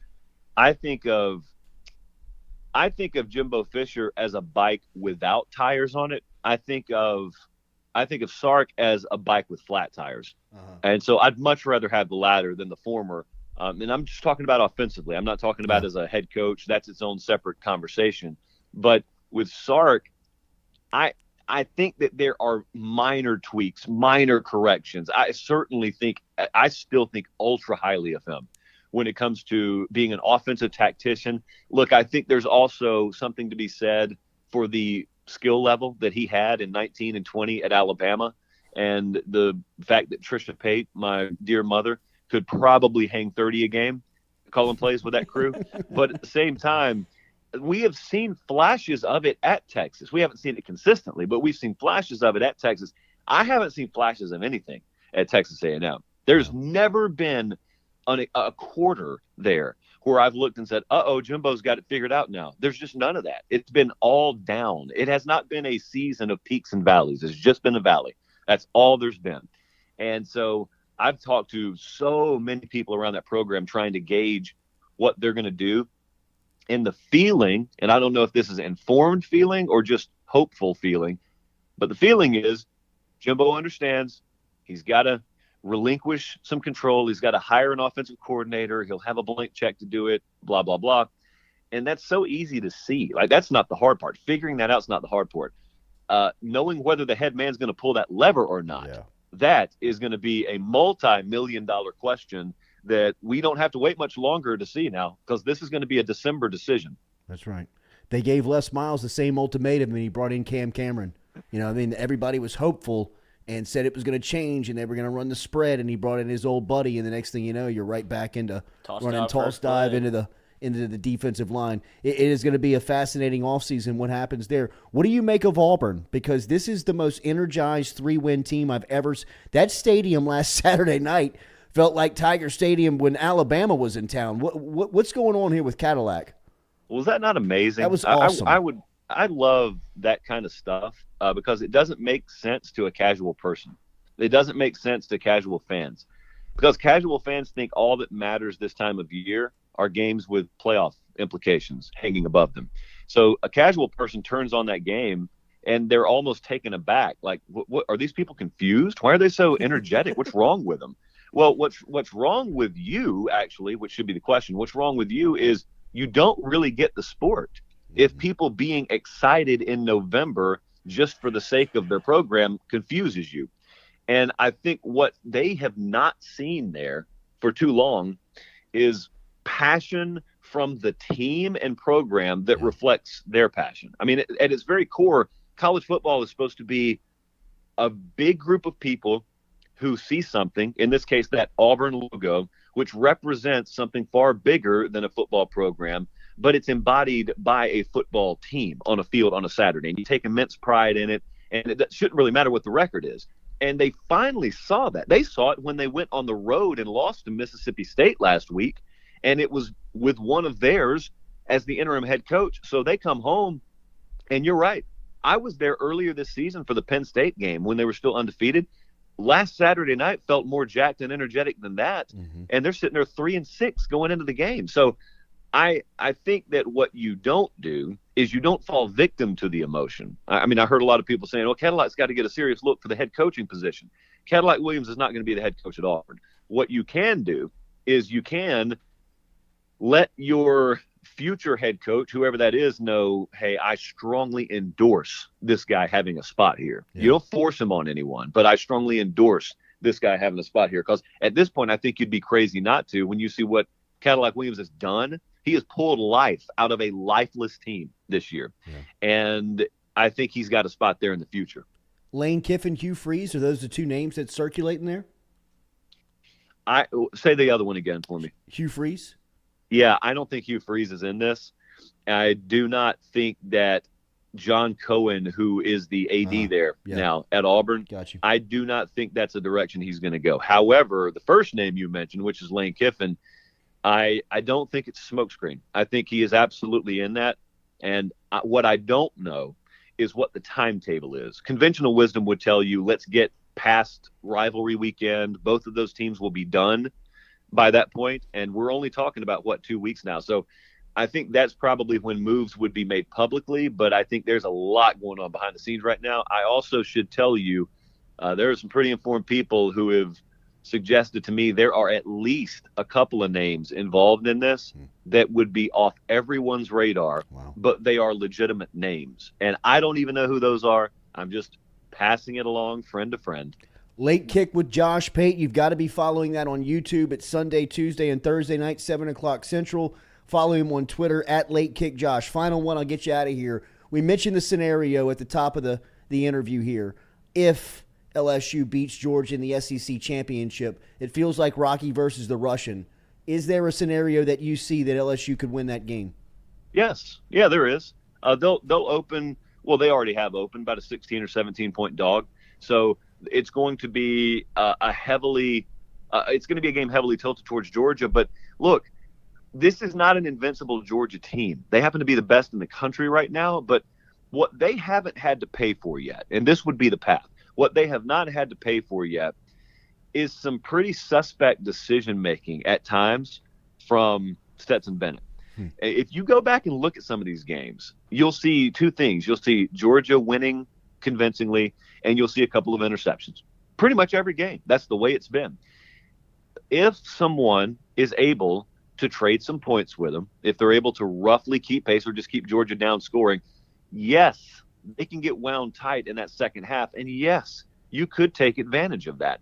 But you've got to score on them, because what they're not going to do is sit there like a TCU-Texas game last week. They're going to score a little bit, not 45 or 50, but they're going to score. You've got to make those mistakes count. And if you can, then they're absolutely beatable. At Late Kick Josh, make sure you're following him. The best, man. We'll catch up soon. Thank you. Appreciate it, man. All right, man. Josh Pate checking in. Let me give my take about this. Okay. Lane is going to get offered the Auburn job after the Egg Bowl as he's walking off the field, and he's going to have like 24 hours to accept it. I think he's probably already been offered it. Yeah. It's just my prediction. Just saying. I mean, you know who's doing work on this. I mean, I think they're talking to him for sure, Jimmy but I don't know Sexton. if he's I been mean, your boy formally Jimmy offered Sexton it. I don't think they is can just- until the end of that game. Like, So how at the much end of is that that game, for? he'll be offered. Who's Ole Miss's AD? That poor bastard right now. Whoever that is, Jimmy Sexton is just working that Bending guy. over the barrel. I mean, like, Auburn has $100 million. So how are you this morning? Got the cash. It's Jimmy again. Hey, returned my call I yet. was in Oxford, so I figured I'd just stop on in. How's everybody today? We'll be back with more of the Jordy Culotta Show, driven and powered by Go Grim Chevrolet. Reaper.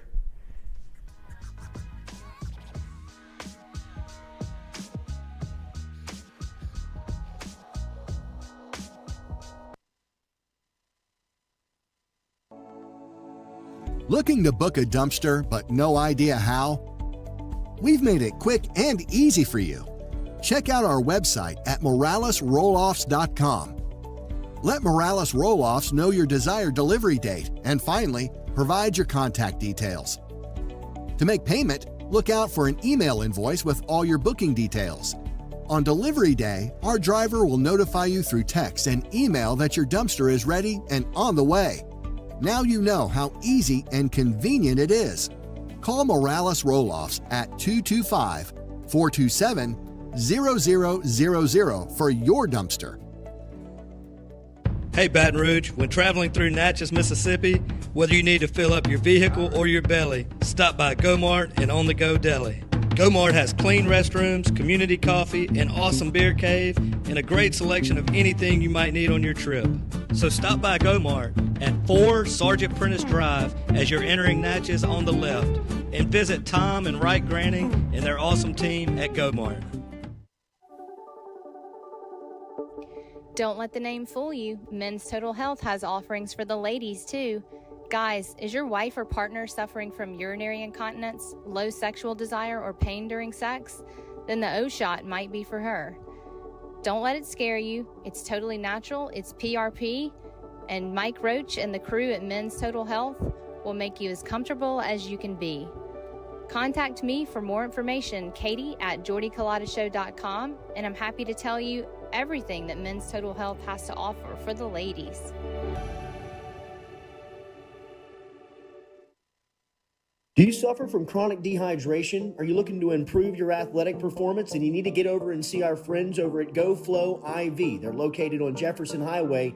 Easy to find them online at GEAUXFlowIV.com. Make sure and use the promo code Jordy Culotta Show. If you do, they'll take 15% off of your initial visit. Check them out online, GEAUXFlowIV.com.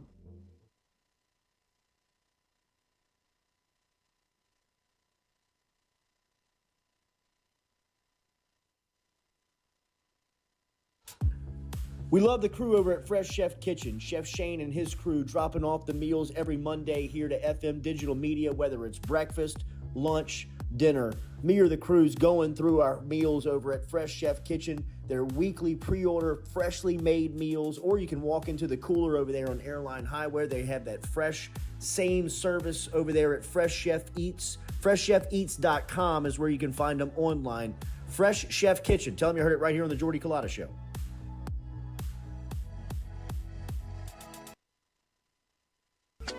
Are you looking for sound financial advice? Then get in touch with Daniel Newman of Edward Jones. You can call him today at 225-261-8262 or email him daniel.newman@edwardjones.com. If you're planning for retirement, saving for college for children or grandchildren, or just looking for sound investment opportunities, get in touch with Daniel today, 225-261-8262, located on Magnolia Square Drive in Central. Daniel Newman of Edward Jones.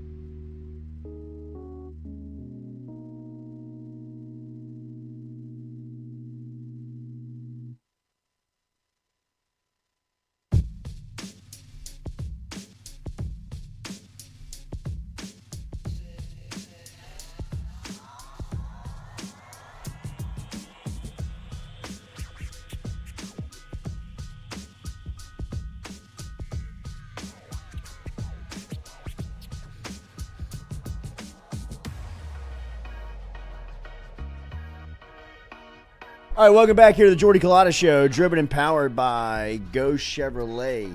Live here on this Tuesday. Make sure and hit that like button, share button, comment button as we get set for class to start here, as we are just about set to get into session for Caskey's clicker.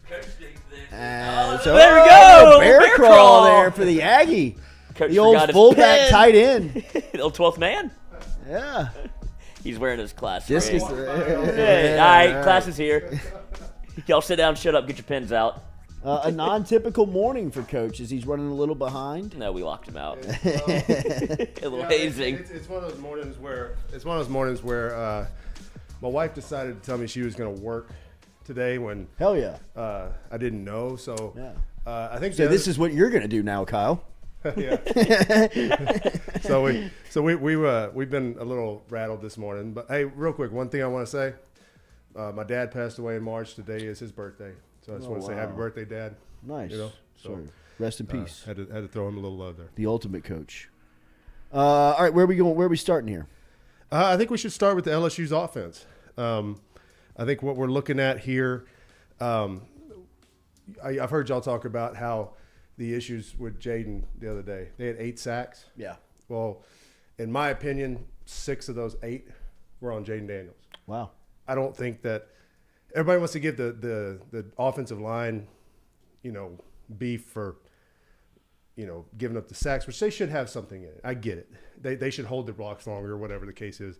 I'm sure Brad Davis is not happy at all this week. So, but if we'll take a look at it, the first play I got here. Wait, so real quick before you jump into it, Arkansas looked like Barry Odom. He kind of put a blueprint on how to defend Daniels. This is what LSU is going to see the rest of the way out, huh? I think what you saw was 4-man rush a lot, where they were just trying to get him to step up. And I think if you watch any of the stuff from look back at Tennessee, Mississippi State, New Mexico, some of those games Auburn, where we said, hey, this kid's just not throwing the ball. He's not getting the ball out. Letting it go.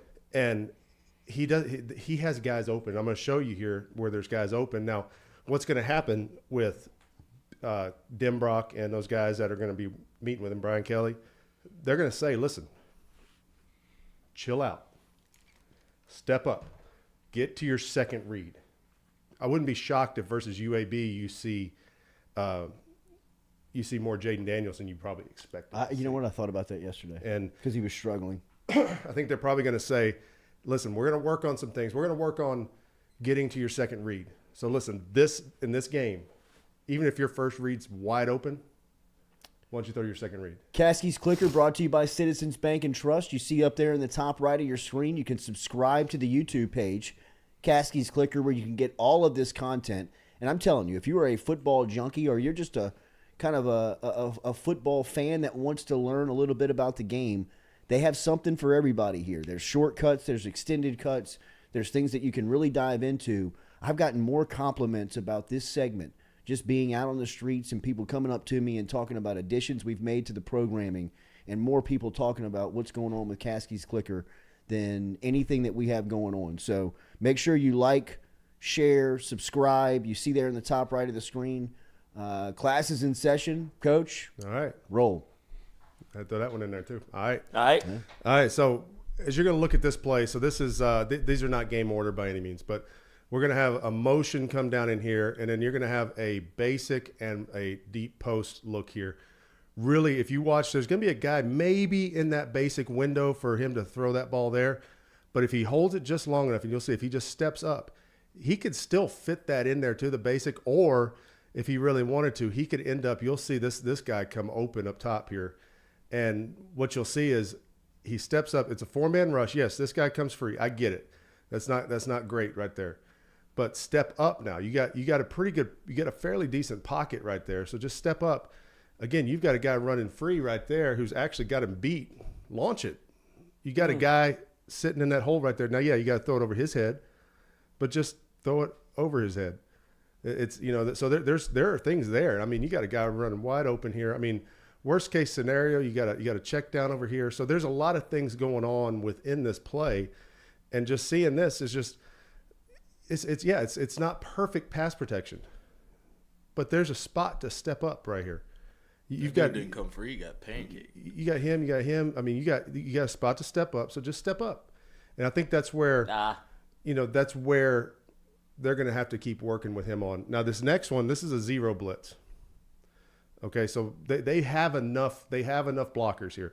They don't block it great. So Noah Cain's going to come off the edge, and the guy's going to kind of run around him a little bit. He could still step up. Keep an eye on this guy up here. I can't tell who that is. It might be Malik. It might be Malik. He's going to kind of do that, and he's going to go. I just want you to watch. If he just steps up and just launches this, just launch it. Launch it and say, just, hey, let's launch it out of bounds. You also got Kayshawn coming underneath right here. Now, again, there's a lot of stuff going on in front of him, but he's still running right there. He's still up. So there's a lot of things that he can do better from just a trust standpoint of, number one, if you know this is a zero blitz and you know that they're going to be full slide blocking, he's off the edge, you've got all your blocking. Now, Noah Cain kind of gets run around here, but that's okay. Step up. Step up. Now, you're still up. Keep your eyes down the field a little bit. Keep your eyes down the field because you've got one. You've got a touchdown right there, and you've got Kayshawn coming free right there. That's another touchdown. So there are things that he can do. And then now I want to hit a positive. I want you guys to – everybody knows this play. This is 3rd and 18. Oh, your favorite player. 3rd and 18. Do you hand off or do you throw it? Got a light box. Screw this. Hey, we're the LSU. We're going to do what we want. We're going to hand the ball off. And I guarantee you I know what they were doing. They were going to run it and punt it. Right. I thought when they ran it that he was like thinking about going for it. Well, he might have been. I mean, he went for it, of course. Now, here's the crazy thing. So this is actually a double puller play. So this play should really, with the way you look at it, should have gone outside. But this is what you tell running backs. Anytime you have these down puller plays or power or anything, if you see daylight, if you see major daylight and the linebackers overrun it, cut behind everything. But if you cut behind everything, it's on you. You better do it right. But see, this really is designed to go out here, but boom, boy, he hit that thing. And, I mean, you talk about just making a guy miss. This is what's going to – everybody keeps asking me, why is Josh Williams going to be an NFL running back? Because NFL running backs are told you better make one-on-one guys miss in space. Watch this. Yep. And you better convert 3rd and 18 if we hand you the ball, too. I'm just kidding about that. Tough room. Now, talking about that same type of play, I want you to watch. This is an amazing play by Greg Penn. All right. Which, by the way, okay, so one of my really good friends is calling the game on Saturday for ESPN, Rocky Boyman. He used to play – he played at Notre Dame, played in the league for a while. He told me – he called me yesterday morning talking about – what can you tell me about LSU, doing some prep for it? And I said, man, told him obviously 40 and this and that. And I said, the linebackers are playing well. He goes, man, that number 30, man, he popped. And I said, okay. All right. That was his best game. But he popped to me too. Like he showed up in this game, and I got to thinking, that's the first time I've really, honestly, just noticed him. It's not that he hasn't made plays. It's just that's the first time I've just. Did you hear Kelly tell the story about him yesterday in the presser? No, I didn't. He was asked about Penn, and he said by far his best week of preparation in practice and his best game of the season because DeMar Tolian, the freshman, is on his heels. Oh, well. And they've been telling him like, hey man. It's going to be a long off season if you can't hold this guy off here right now. And he said he loved the way he responded by coming out against Arkansas and playing his best game. And he played at point of attack. He was very physical and got to the ball and wrapped up. And speaking of point of attack, watch this. So this play again, this is a double puller play. So I'll let it kind of get started. So you see how they this is called spilling. When a guy goes inside, you make everything go around you. So here comes this second puller, number 7. Number 7 is going to get on him right here. Well, this ball is going to end up coming back over here, and I just want you to watch this kid. He's made contact right there. That's point of attack. That's exact point of attack. And I'm talking about the guy in contact. I'm not talking about the guy running free. I'm talking about the guy in contact. He comes off of that block and makes that play. Wow. So watch this in real time. This is what makes this. That's what makes LSU good, is because the guys that you don't expect to make plays are making plays. But you see, boom, falls off that play.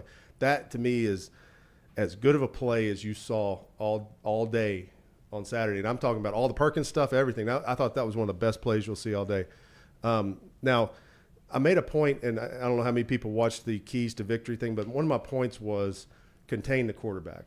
And I got a couple messages on Twitter after at halftime I had put they did not contain the quarterback.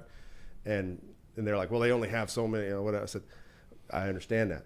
But I said, contain him, hold him in there. Because here's the thing: if you allow this kid to do this is where you lose the game. That's what he wants to do. That's what number 4 wants to do. Number 4 does not want number 4. Right in all reality, versus this defense, he's just trying not to get hit. Yeah. So you see that's not containing the quarterback. So if you just taking a look at this, just you got rush lanes, you got different things, and it's fine. So you see how everybody's kind of stunting over here, and you got 33 coming off the edge. Yeah, so everybody has right there. So Mekhi Wingo's got the edge. 99 should hold here. 11 should stay in this gap because 40's moving in here, and you've got it all taken care of. But what happens is 99 ends up jumping back inside, and that allowed him to get out. So again, it comes to just holding your gaps. And there's a few of those we'll talk about in the bigger show. I guess the biggest takeaway from this game is that Harold Perkins might be pretty good. Maybe. Did y'all think he's that? all Did y'all right. think that going into the game? He's all right. Okay, I just want to make sure. I was happy he didn't get schemed off the field. I was shocked that he played. I mean, I was shocked that he played. So I've never seen him play before. He's horrible. No, but so hey, I will say this: talking to Rocky about the team and stuff.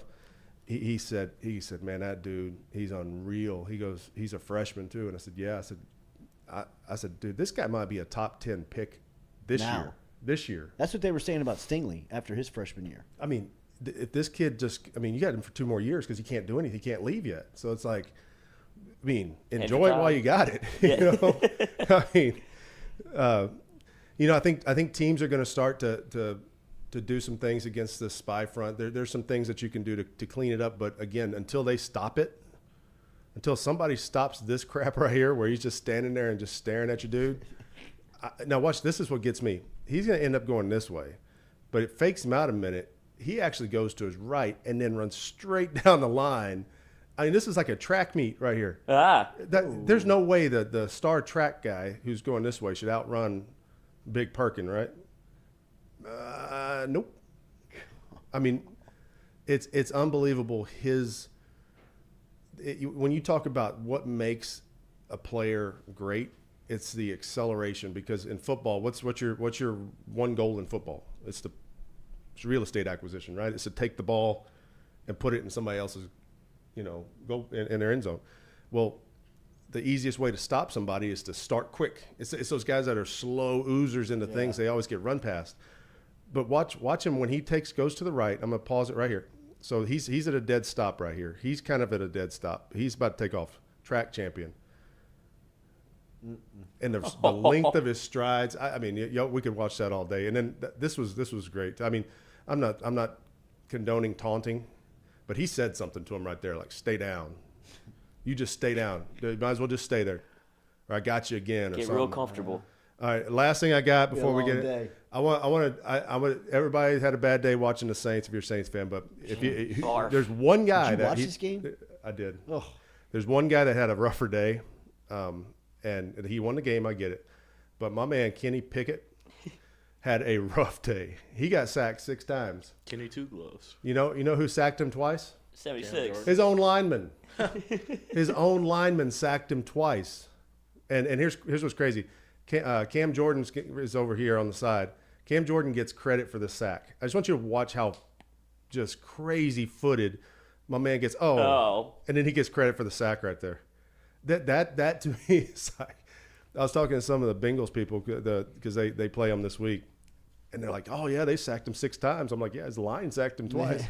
So anyway, that's why I got some stuff like that on the Saints today. I made light of the game as bad as it was. So I do have some stuff because I've taken a few weeks off the Saints, and I figured I'd jump back in a little bit. It's unfortunate. I tell you what, I think people talk about like the Sean Payton effect and things. So you got to remember, as a head coach, he was an offensive coach, and when the offense was struggling, he found ways to make the offense go again. As opposed to, you got a defense. I worked for defensive head coaches most of my career, and the defensive coaches they're the ones that want to defer. They're the ones that want to go on defense, that and all that. And I just Run it. They're the ones that it's all ball control. I mean, you look at last night with I don't know if y'all watched that Washington Philadelphia game. what was Ron Rivera? Defensive coach, right? Running, Did you see the time of possession in that game? Yeah.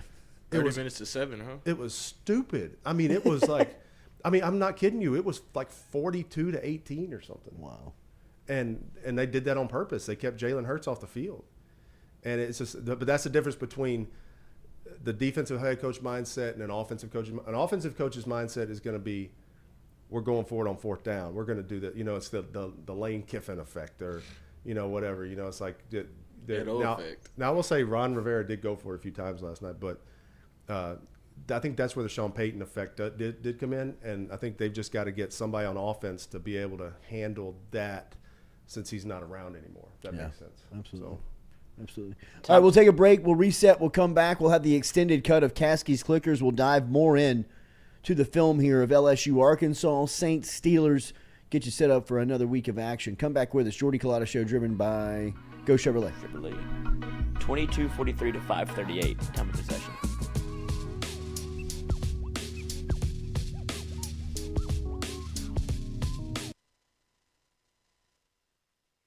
In a wreck, Gordon McKernan Injury Attorneys is ready to go to work for you. Come meet your team. I'm your intake specialist. I coordinate your case and connect you with your attorney and paralegal. That's us, your legal team. Thanks. And we'll fight to get you every dollar you deserve. I'm your settlements and disbursement manager, and I'm here to get you paid on time.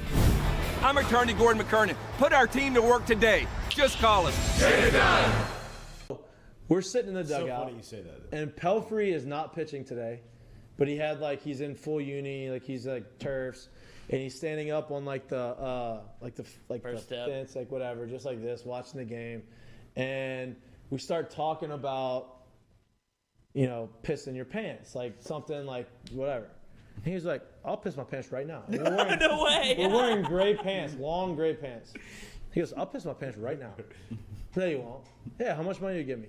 So we gathered up however many people were in there. I think it ended up being $2,000 total. I pissed my pants for $2,000. And 100%. So he goes in there, and he's watching the game, and he just starts pissing in his pants. Gray pants.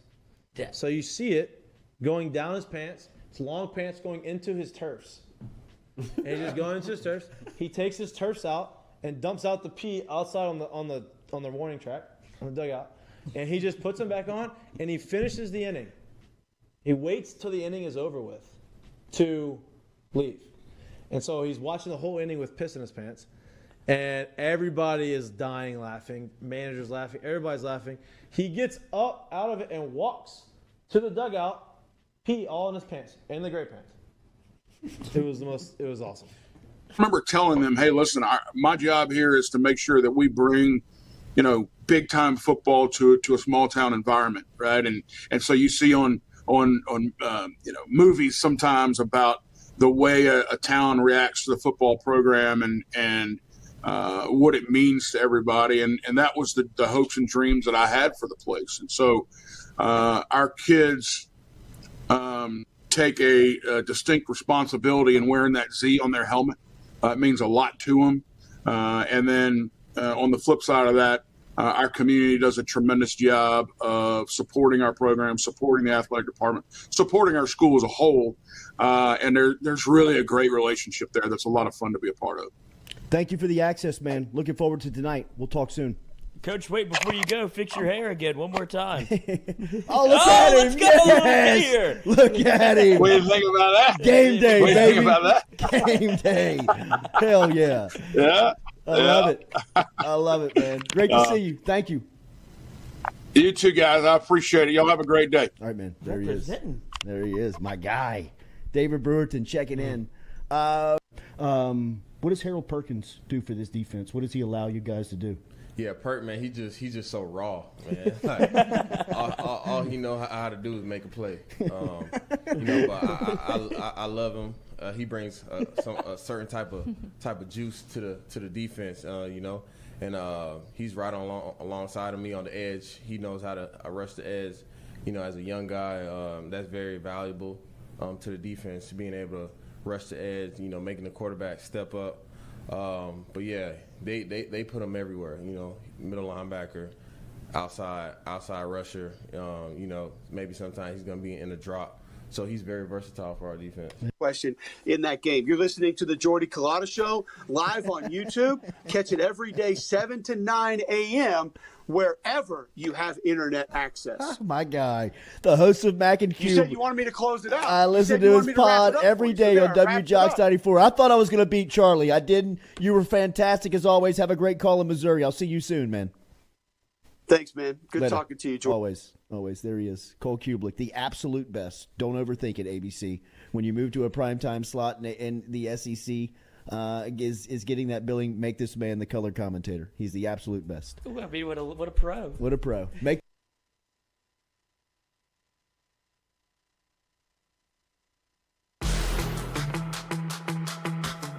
Donaldsonville Glass and Body, the trusted name in frame, body, and automotive paint repair since 1977. They have served their customers for over 45 years. You can find them online at dgbauto.com or stop in and see them Railroad Avenue and Division Street out in Donaldsonville, Louisiana. Look, they can help you with your insurance claims. They can make the repair process as stress-free as possible. I'm speaking from experience here. I've got numerous windshields, body repair, all done by Kenny and the crew over at Donaldsonville Glass and Body. They are, without question, the most well-equipped shop in the area. Stop in and see them today. Shop them online, dgbauto.com, or stop in and see the crew over in Division Street in Donaldsonville, Louisiana. Donaldsonville Glass and Body.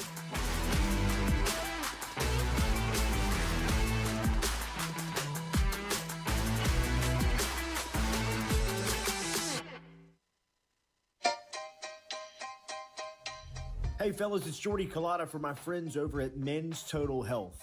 Guys, do you suffer from fatigue, decreased libido, erectile dysfunction, weight gain or loss of muscle mass, signs of depression, anxiety, hair loss, mental fog, general loss of interest?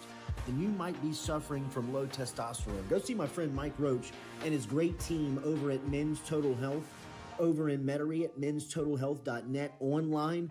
And stop in and see how they can change your life today. A simple shot and some knowledge from Mike Roach can get you back up, moving with your energy, get your sex drive back, build your muscle mass, make you feel young again. All online, menstotalhealth.net.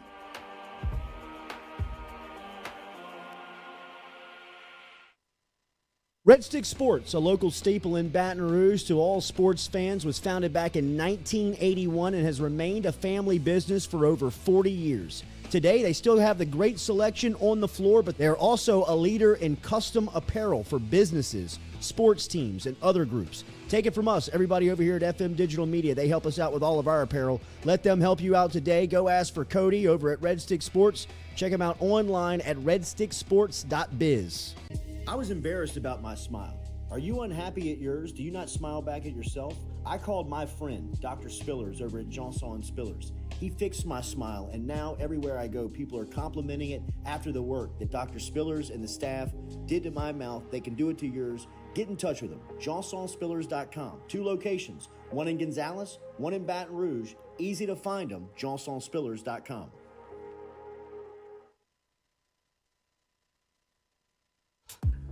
We love the crew over at Fresh Chef Kitchen. Chef Shane and his crew dropping off the meals every Monday here to FM Digital Media, whether it's breakfast, lunch, dinner.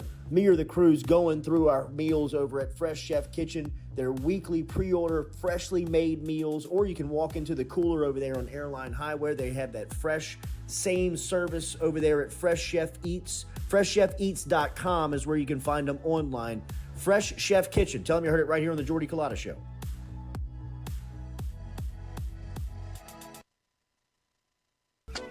Are you looking for sound financial advice? Then get in touch with Daniel Newman of Edward Jones. You can call him today at 225-261-8262 or email him daniel.newman@edwardjones.com. If you're planning for retirement, saving for college for children or grandchildren, or just looking for sound investment opportunities, get in touch with Daniel today, 225-261-8262, located on Magnolia Square Drive in Central. Daniel Newman of Edward Jones.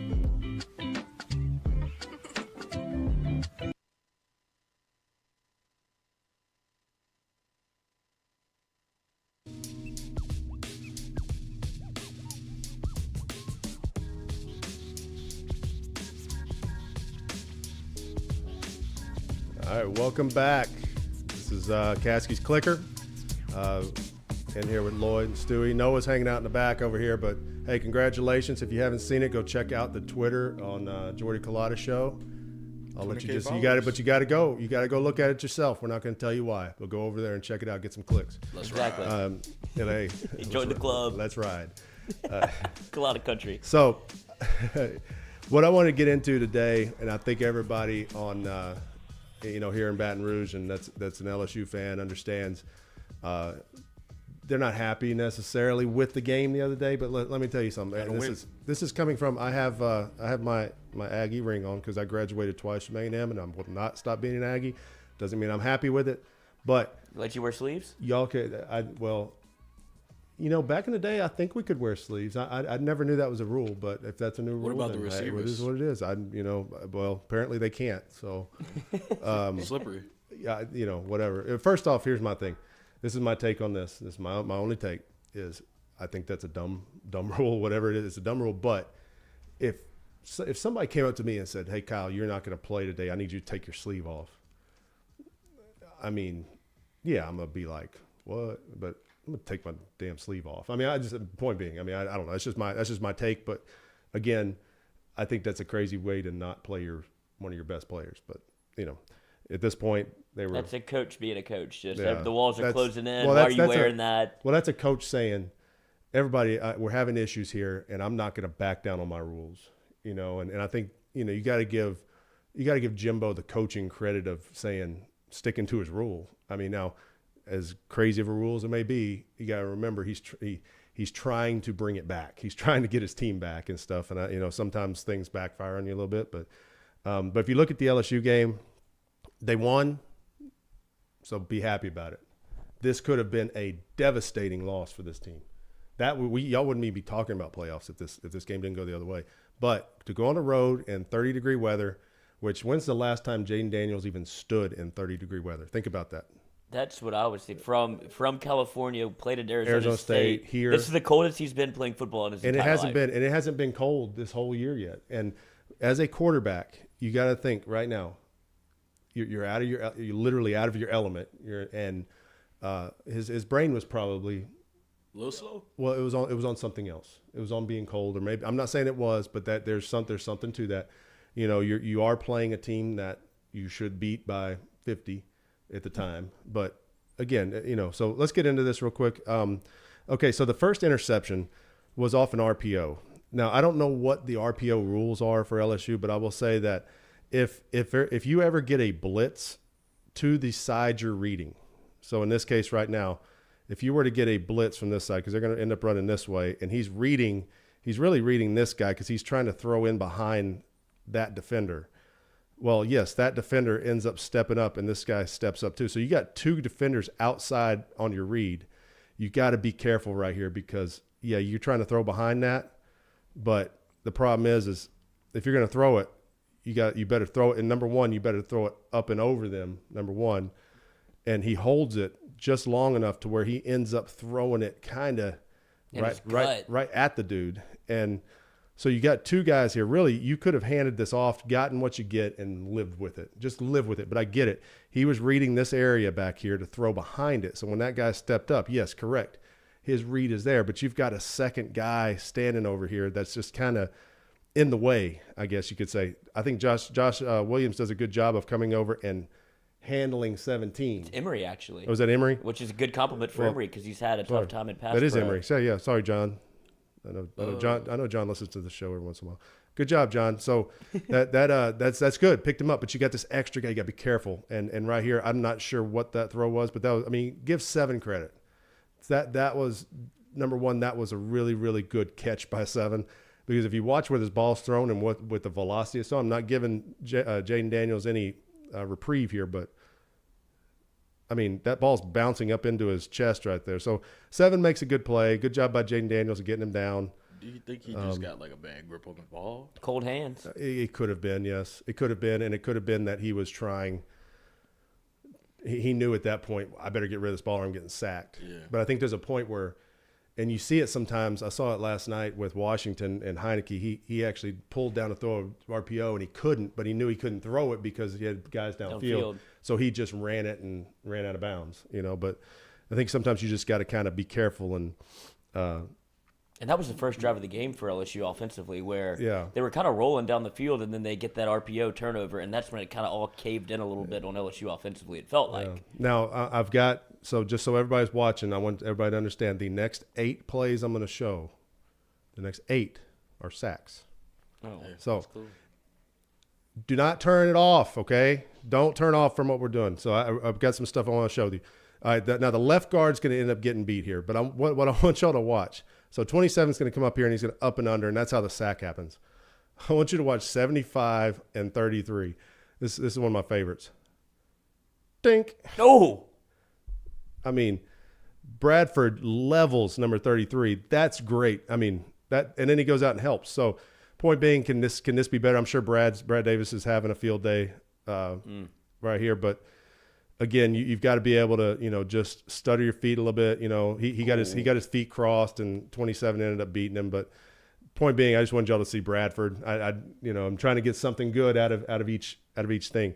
The next sack here. Now I want everybody to understand they have a body on this with this protection, so the scheme is not bad. So if you watch, he's blocking 58, he's blocking 42, he's blocking 50. These two are here. What's going to end up happening is when 27 blitzes, because you had 2 guys on this guy, Charles Turner just didn't get off in time to get back. He didn't push back. He didn't push back quick enough. So if you watch, see how his eyes are on 27? His eyes are on 27 because he's going to come back and take over 33, and 69 should be here for 27. If that's the case, it's picked up, and, he could step up at that point. So I'd say those are the 2 right there that aren't on Jaden Daniels. 75 and 33 having a field day. Now, this is this happens sometimes, okay? This is a screen pass, and Jaden Daniels pulls this down. So, like, he's trying to throw this screen right here. You can see all these guys getting out right here. And really, he's trying to throw this screen so that he can catch this and do this. Well, I think he feels this guy, or he doesn't know if he can get it over this guy. But something told him not to throw it here, because really, watch if he throws this here. There's a chance that could be a pick 6. Maybe that's why he pulled it down. So I give this to Jaden Daniels because really he was supposed to throw it. He didn't. But again, you could put this one maybe on the defense. But that right there, that's the reason. And you want to look at it and you go, man, nobody blocked. Nobody blocked. Well, they're not blocking up front. It's a screen. Okay, so if you watch all your linemen, they'll set. And then he's getting out. He's pulling over here. This guy's getting out. This guy's trying to get out. They're all trying to get out. That's why you have nobody blocking. So if anybody watches this play and goes, man, the O-line, no. This is just a bad, it just happened to be a bad play. And those happen. And that's where you got to understand that. The one thing I do want to point out is my man Emory Jones. Watch him come out here and have fun leveling out a dude over here. So we're watching the right tackle. So I'll circle him one more time. He's right there. So if you watch the right tackle, watch him come out here. Somebody's getting something. Yeah. Get out of here, man. Oh. He ended up way over here. If you watch this from the end zone, I don't think you can see it, but he's on his way. He's on his way out there to level somebody. Just keep your eye on 50. He's on his way out there to level somebody. I love it. I love seeing this guy. I'm O-line coach at heart, but I just thought that was cool. But anyway, all right. So you got a double slant out here. And again, some coaches read this differently. Some coaches tell them, hey, you're reading 1 to 2. Some coaches say read outside in. It just depends on the coach. So again, I have not been in their team room. But if you watch this, if you watch the way that they're playing on the snap, so you've got inside leverage. Sorry, rewinder went a little crazy there. So you'll end up with inside leverage here. So he takes this guy with him. He's really going to end up with outside leverage. So he actually stays inside of this. That's open right here. So really, in all reality, watch if he throws, step, throw. You could throw it to this guy. And you might honestly could pound it in there to him. And he's looking there, and he's cocked. Mm-hmm. You see he's cocked to throw it, but he pulls it down. And again, The line, so we're all on the same page with this. The line is blocking 3-step. The line expects this ball to be gone right now. That ball should be gone right now. Now, should Anthony Bradford have been back on this guy? Sure. But you got to understand that there's a point where with 3-step passes that linemen are told, listen, you get it started, the ball will be gone. I promise you that's what they're telling him. Hey, listen, the ball should be gone. That's why he got sacked on that one. Now we've got a crosser and a basic that are coming open on this one. So if you watch here, you've got a crossing route coming over here, and you've got a basic route running right behind him. Here's where I'm not sure that Jaden Daniels is progressing at this point in this game. He's not, and when I say progressing, he's not doing his progression. So if you look over here, he's looking in this direction. I'm not sure he ever moves his eyes back this way, because if he were to move his eyes back to the right or to the left as he looks at it. So right here, this is a decent pocket. Step up, move your eyes back. Know you've got this guy coming and this guy coming. And if you look here, by the time he actually, he's got a guy here. He's got a guy here. That window's open. He could have hit that. So there's things that like, listen, dude, just throw the ball. Just get the ball out. You can see it from this other angle where you've got him coming, and then there's another guy that's about to jump into your screen right here. And he's still got the ball, but he's got his eyes down now. If he just keeps his eyes up, he can put that ball right in there. And is this a product of, obviously Jaden Daniels has not been turnover prone. He turns it over on the first drive with the interception. I don't know if it was the next drive after that or the third drive, wherever he does the RPO and fumbles. And now in his mind, he's like, I'm turning the ball over every time I touch it. That may have, yeah. I'm going to start doing what I do best, which is tuck it and run. I can't turn it over anymore because that's how you lose. It could have been because you got to remember early in the season, that's what it was I'm not turning the ball over. And then finally, remember Brian Kelly came out that one time and said, listen, we'll take an interception every once in a while. It'll happen. Just let it roll. This one right here I showed earlier in the teaser, but you're going to end up having a post and a basic here. And you'll see really this one maybe, because this guy kind of drops maybe in the way.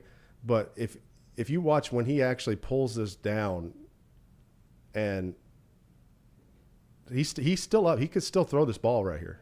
If he keeps his feet, you've got him right now running scot-free up here at the top. He's got that quarters coverage beat with that post because this guy ran the basic and it pulled the safety down.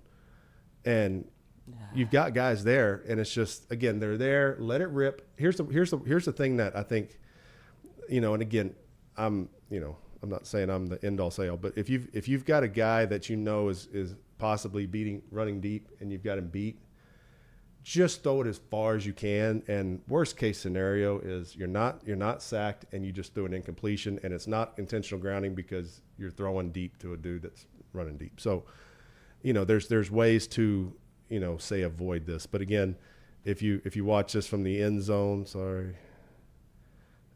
you can see when he steps up in there, it does feel like he's. I'm looking. Okay, I'm done now. Whereas, you've got guys, here's Kayshawn. I think that might have been Malik running the deep post there. But know your players too. Malik Neighbors fast, right? Malik Neighbors go up and get one too. He'll take it off your head. All right, so looking at this one, this is the zero blitz. I showed this one earlier, but if you look up here at the top, he's running a go route. And again, I think there's got to be something. We always did this when we knew, if you knew you have 7-man protection and both of these guys are in protection, you looked over here at these two guys and you gave them shorter routes. You found a way. You knew it was zero, so you knew you probably had inside leverage. So he's on the outside edge of the hash. See how he's on the inside edge of the hash? Usually in zero coverage, you have inside leverage because you have no help in the middle. So what you'll end up doing is finding a way to, do something along those lines like that, or, even if you just went like that. Just do something quick. You could also do that and hit him. Find ways to, especially how far off they're playing. But if you look right here, he's got a guy right here that he knows is fast. Just chunk it, man. Just chunk it right now. Throw it out of bounds over his head if you don't want to take the chance. Throw it out of bounds over his head. And you saw what happened against Alabama when he did do that. You get a pass interference against Eli Ricks, wherever it's just a ball. Let the let the referees have to make a call at some point. But again, you've got the entire thing. So they're doing like, the full slide look, and it's 7-man protection. I'm not telling anybody that's watching this anything that a coach doesn't know. A 7-man protection against five rushers when it's all said and done, with an add-on here. So you end up getting 6. But right there, just you had a chance. Yeah. Now, does he got to do a better job? Yes, he's got to do a much better job. But with that being said, step up, let it go, and then again, you've got, I showed this earlier, but you got Kayshawn running back across the field too. So there's things, and I know I'm being really hard on Jaden Daniels right now, but I just want everybody to understand that this is very correctable, and I believe that I've watched enough to know if he has a game like this, by the time they play A&M, he'll have this fixed. Right. I don't have any doubt. This one right here, I'm bringing this up because there's going to be 3 in a row here now. This is the last sack, but you're going to see like bender routes. These are like all go bender routes. These are open. Yeah, he's getting pressured. I get it. But these benders are coming open. These 2 benders are coming up. Have some faith in your guys and throw to one of these 2 right here. You'll get it past this guy, I promise. Just throw it in there. It's Kayshawn running it. Kayshawn and Besh, I believe. I think that's better. That may be Mason Taylor. It is Mason Taylor. Mason Taylor, yeah. Besh was on one here in a little while. But throw your bender. Just throw it. His back was turned. Couldn't even. And this is where you can see him looking at him. He's looking, and maybe this guy spooked him. Maybe that guy spooked him, but that's why you put that loft on that ball. Maybe that's not what he knows he doesn't do it well. Maybe. I mean, there may be something to that. He doesn't throw a lot of touch throws that I've seen. He throws a good deep ball that I saw at Arizona State. You haven't really seen it at LSU, but the layered throws and the touch throws, he hasn't done well. And this is, to me, that's another thing that he doesn't do. He doesn't throw anybody open. Whenever he's playing like this, this version of Jaden Daniels, it's not I'm throwing to green grass. He has to see you open to throw it. And so this is the same thought process. You've got these 2 benders, and I call them benders because when you get a too high shell here, and yes, I'm talking a lot of jargon here, but it looked like too high to him when he first snapped it, and then he's going to come back in here, and then watch, this guy's going to end up coming open right here. See how this guy's going this way? He hasn't thrown the ball yet. Step up in this area right here and give it to him. But again, I'm not sure he's seeing it. Now, he gets a good run out of this. Don't get me wrong. He finally got a good run. He didn't have to. He didn't have to take the hit. He didn't have to exert himself like that, because really, as you watch his eyes are starting over here to the right. That's fine. You pick a side. Now his eyes kind of turn back here, but I'm not sure because you see how this guy's taking off? That's because that guy was, he's open. But if you watch, but I want you to watch his eyes. His eyes are looking over here. A lot of times those safeties, those free safeties, they read eyes, and those stripes on your helmet and stuff like that. That's just what they do. And, he sees that look over there. So he takes off, sprint. And then you're looking at that. Oh. And I've seen, that's pretty wide open. So point being, it was there. I get it. He made a good play. Good for him. Now I want you to watch this. Now this is just a 3-man concept, but this is the play. Everybody's seen this. This is a big play to Booty. So he runs here, and then he runs a bender. Same thought process. Looks left. But look, it's better. It's better protection. It's not dirty in his mind. Boom. You're telling me that wasn't the same throw that we could have just gotten the last 2. So he can do it. It's just got to get it done. So moving on to better stuff. Run game. Noah Kane. I'm shocked we haven't seen more of this kid. I do think this kid's a good player. Noah Kane game, though. Cold. What's that? Cold. He's used to playing in the cold. Yeah, true. So, but watch this. This is I really like this. This is just an inside zone. But I want you to watch the strong running by this kid. So you come through here. You've got 2 guys here. This is called contact running. Watch him lower his shoulder, and it's a lift at that point. And that's what we used to teach these guys. Is I'm sure they're still getting to. I say used to because I'm not teaching it this year. But you talk about lifting. Everything's a power clean. So you can go on a sled, and it's almost like you're blocking a sled and lifting, but you're running and you're doing it with your shoulders. And watch how he covers that ball up, and he pulls out of this. That's as nice of a run as you'll see. And then You talk about John Emery. Where's my man been? But every game he seems to start having a big play here and there. Again, this is nothing that they don't run all the time. It's just straight inside zone. Now watch what he does here. You see how he presses? See how he's almost touching the offensive lineman? That is a mark of a really good running back. That's the mark of a guy who trusts that his blocking is going to develop. Because if he makes that cut anywhere before he makes that cut, these guys are going to fall off. So if you watch right here, I made a point of 42-10 in my preview show about how good they were, and they showed that. I mean, if y'all watch the game, 40 Bumper Pool and Drew Sanders, they had their names all whitest kids over of all the place. time. Drew Sanders, 5-star coach. I mean, guy's name is Bumper Pool. Bumper Pool. What position do you think he plays? Yeah, but first off, you think his parents, their last name was Pool, and they were playing Bumper? No, they were playing pool, and you have the bumpers on the side, and they're like, man, just leave our kid after the side of the pool. Yeah, I feel this felt. Yes, that was dumb for you people listening out there. I'm sorry. I am a dad, so a dad joke. But if he makes this cut right here, he probably falls off. And if Jaden Daniels doesn't follow this through, Jaden Daniels held that guy. That's who Jaden Daniels is blocking that guy with his fake. Now he gets through, and 10 would have fallen off and made that play. Now I don't like the end of this play. Coach, we got to switch ball hands. I don't like that. And again, you're anytime you put the game in that guy's hands, and I don't know who this guy is. I apologize. You're probably a good dude, probably a family out there that's Terrible really nice. guy. But you do not put anything in the official's hands, because if you do that, I mean, really, it's a toss up. And you'll see here, like he was the umpire or the referee was saying, he's down. Well, you don't want to do that. You don't want to do that. So hold on to the ball, John. I know you will. I know that bothers you. We showed this one earlier, but again, this is 3rd and 18. Switch those hands, John. 3rd and 18. And could you have been running the ball to say, we're going to run it and punt it? Maybe. But Josh Williams is showing you some stuff here. Now, this is something. So as a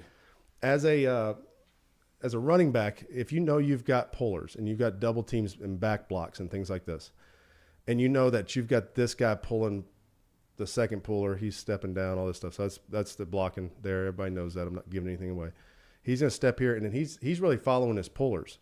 But if these linebackers want to overrun and everything opens up here in the middle, which if you watch this, see how, I mean, everything opened up in the middle and the linebacker overran it. Josh's eyes, it's called, we call it, at least I call it, an alphabet read. So here's another piece of jargon for y'all jargon lovers out there. This is the A gap. This is the B gap. This is the C gap. So instead of reading a lineman or a linebacker, you're reading the gaps. And how do you read the gaps? Just like I teach my kids, the alphabet. That's how you read it. It's an alphabet read. Football is life. I knew that. Football is life.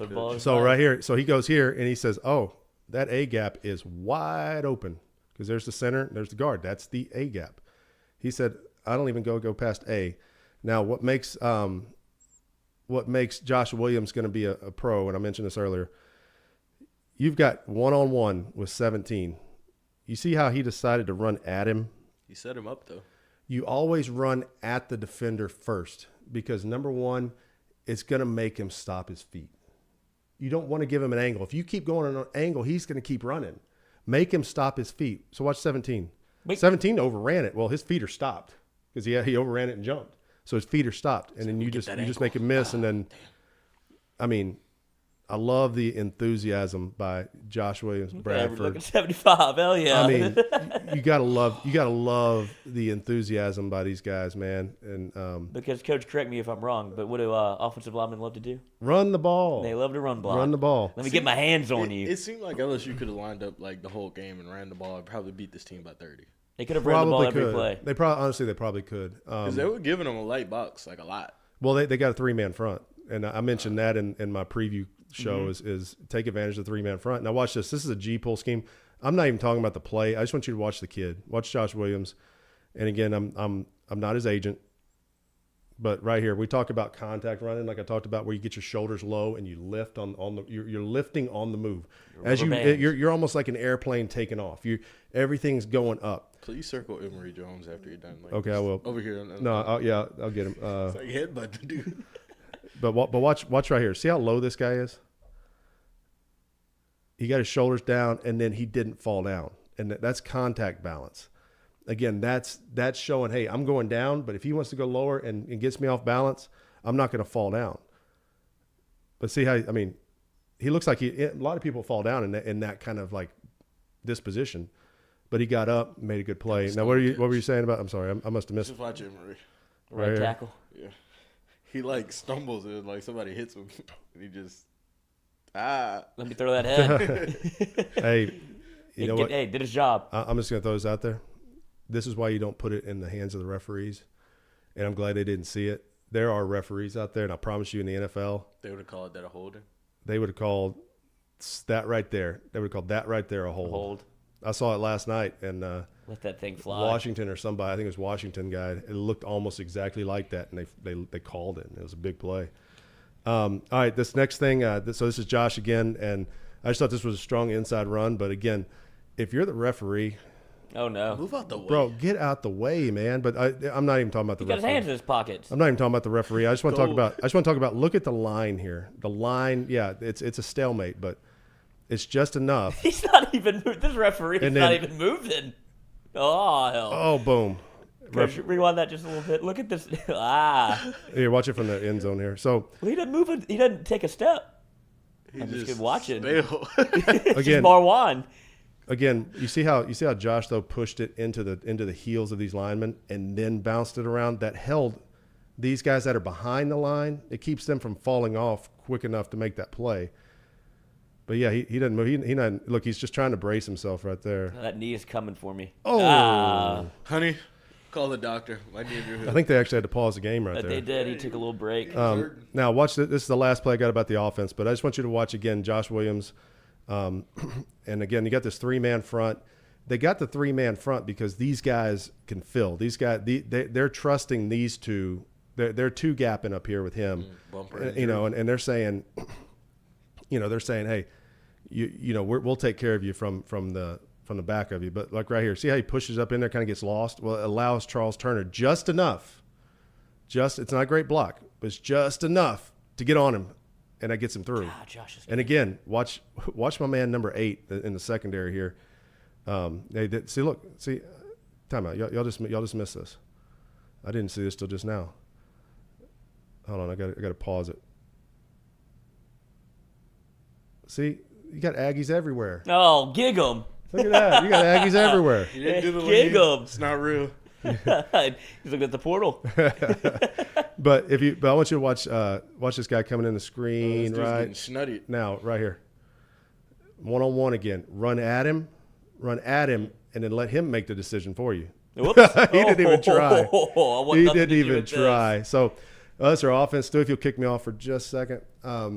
Coach, and I feel like a lot of what Josh Williams does well is everything that you've told us that y'all drill in camp. It's a lot of just play. It's not so much his athleticism, which I know he's athletic as an SEC running back, but he does all the little things that you coach, whether it be he's actually practicing with a purpose, like with intention. Correct. And I think that's where he had to do that because of being a walk-on, and I was a walk-on. I remember I had to do everything not perfect, but above perfect. If I was ever going to see the field, which I didn't, but I ended up being a discus thrower, so I ended up, whatever. Different field. Ended up being one of those guys, but I did see the field on that one. But you talk about guys that have to do everything just perfect. Even if you're athletically gifted like Josh Williams, you do everything perfect, and then you get your chance, and then it's like then some kids freak out because they're like, okay, if I blow this chance, which he didn't. And you saw that last year. He had some last year that he came in and played. And then this year, it's hard to take him off the field. Right. And that's when you say obviously you want to see Noah Cannon. I think he had 5 carries for 25 yards, but you're seeing like all of these guys can get run in the game. But no doubt. Every time I put Josh Williams in, I can count him on pass pro, and he's not going to do what John Emery did where you get a 50-50 ball fumble that shouldn't have been one. You saw it against Alabama on Emery's touchdown. Whenever he was going for to put it in the end zone, they came up behind and tried to peanut punch it out because they know Emery's kind of loose with the rock. Williams, you don't even have to think; you just put him in. Yeah, and I think that's where his value is. And there's a lot of running backs. We've had running backs in the NFL that have that value that you're just like, okay, if we want to run it, I'm cool. I'm cool if he runs it. We're going to throw it. I'm cool if he's in the route. If you want to pass pro, okay, he's our best guy. And you don't find that often, but when you do, it's kind of cool. But looking at the defense now, so we're going to move on to LSU's defense. And I think everybody that watched this game understands that, did anybody stand out to you at all? I'd say maybe 40. The But 40 if we stand don't out want to to take the easy bait, I thought Basketball played a hell of a game too. I think he did too. Flu game. Flu game. So I want to go to. I had some things they needed to do. Keys to victory, and one of them was contain the quarterback, stop the run, attack the right side of their offensive line. Those are some things that I had that they needed to do. And then, just in all reality, like they're known as a running team. Like that's what they're built for. They got an offensive line coach as a head coach. Like, what do you think we want to do? That's why do you think Brian Kelly's always had offensive linemen? Because he's an offensive guy that loves offensive linemen. And that's why you're starting to see that kind of grow at LSU. But, if you look here, so the first play, again, I'm going to talk about stopping the quarterback. Now, this was very similar to a Taysom Hill play with the Saints. So number four, I would say, is that Taysom Hill guy because he is he's two things. He is a QB. He is a runner. So you got both of them. It's not putting a running back at Wildcat. So really, when you line 4 up, you better be ready for Wildcat stuff. But I want you to watch this. All this is a wide zone. So they're going to get these guys hooked. He's going to come out here and lead, and he's going to lead. They actually have a hat for everybody except for him. That's the only guy they don't have a hat on. And but the reason I'm showing you this play, and I know this is, again, this is not supposed to be a highlight show by any means. This is more of a just talking football show. But if you watch the way they're blocking this, and I think this is really well done. So they've got 9 out here. They've got the line and everybody taking care of him. They got 5, the running back, blocking Harold Perkins, which is fine on these kind of plays because all you got to do is just get on him. You don't even have to take him. You don't have to block him a certain direction or anything. But you can see they have a hat for everybody except for him. Referee still has not moved. Hip certain, coach. This dude. Look at it, Coach. That dude has the job of a lifetime. Got the best seat in the house. But you see how my man Rocket Sanders, I believe his name. They take it to each other. Yeah. Rocket Sanders just gets on Perkins and. Yeah, Perkins. But you know what Perkins does? Perkins cuts it back. He makes it cut back inside. Mm-hmm. So he does his job. Now, 4 makes a good play. The reason I'm showing you this play is because I want you to watch the next play. This play on the goal line, and this was a big, big play. Obviously, watch this play when it's all said and done. It's the same play. Now they're blocking different guys, but it's the same play. You got him leading, you got 5 leading, and you got 4 coming around the edge. But watch Micah Baskerville. I believe that's him hiding right back there's his helmet. I want you to watch him make this play. There he goes. There he is. And the fact that keep your eye on 23. He's right here.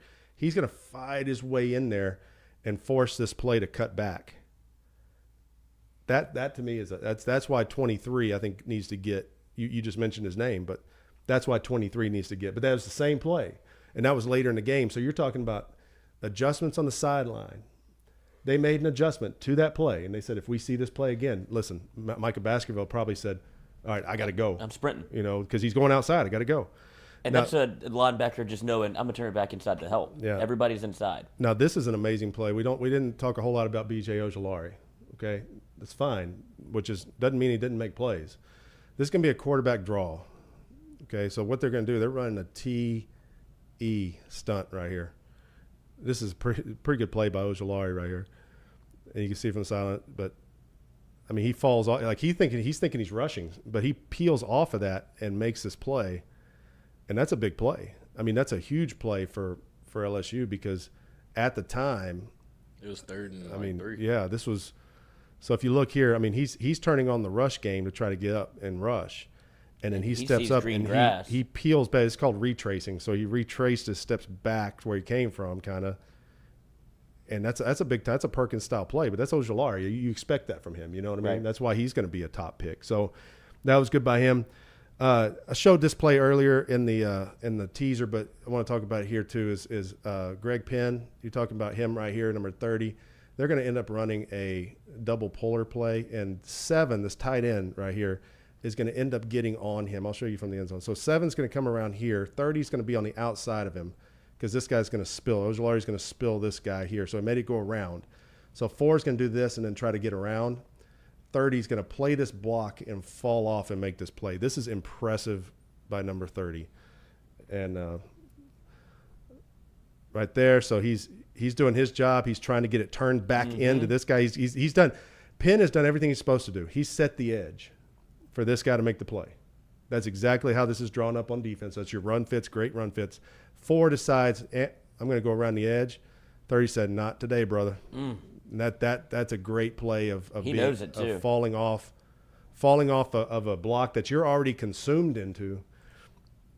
And it's not, I mean, that's a good block by 7. 7 did everything he was supposed to do. When you get him like that, you're supposed to kick him out.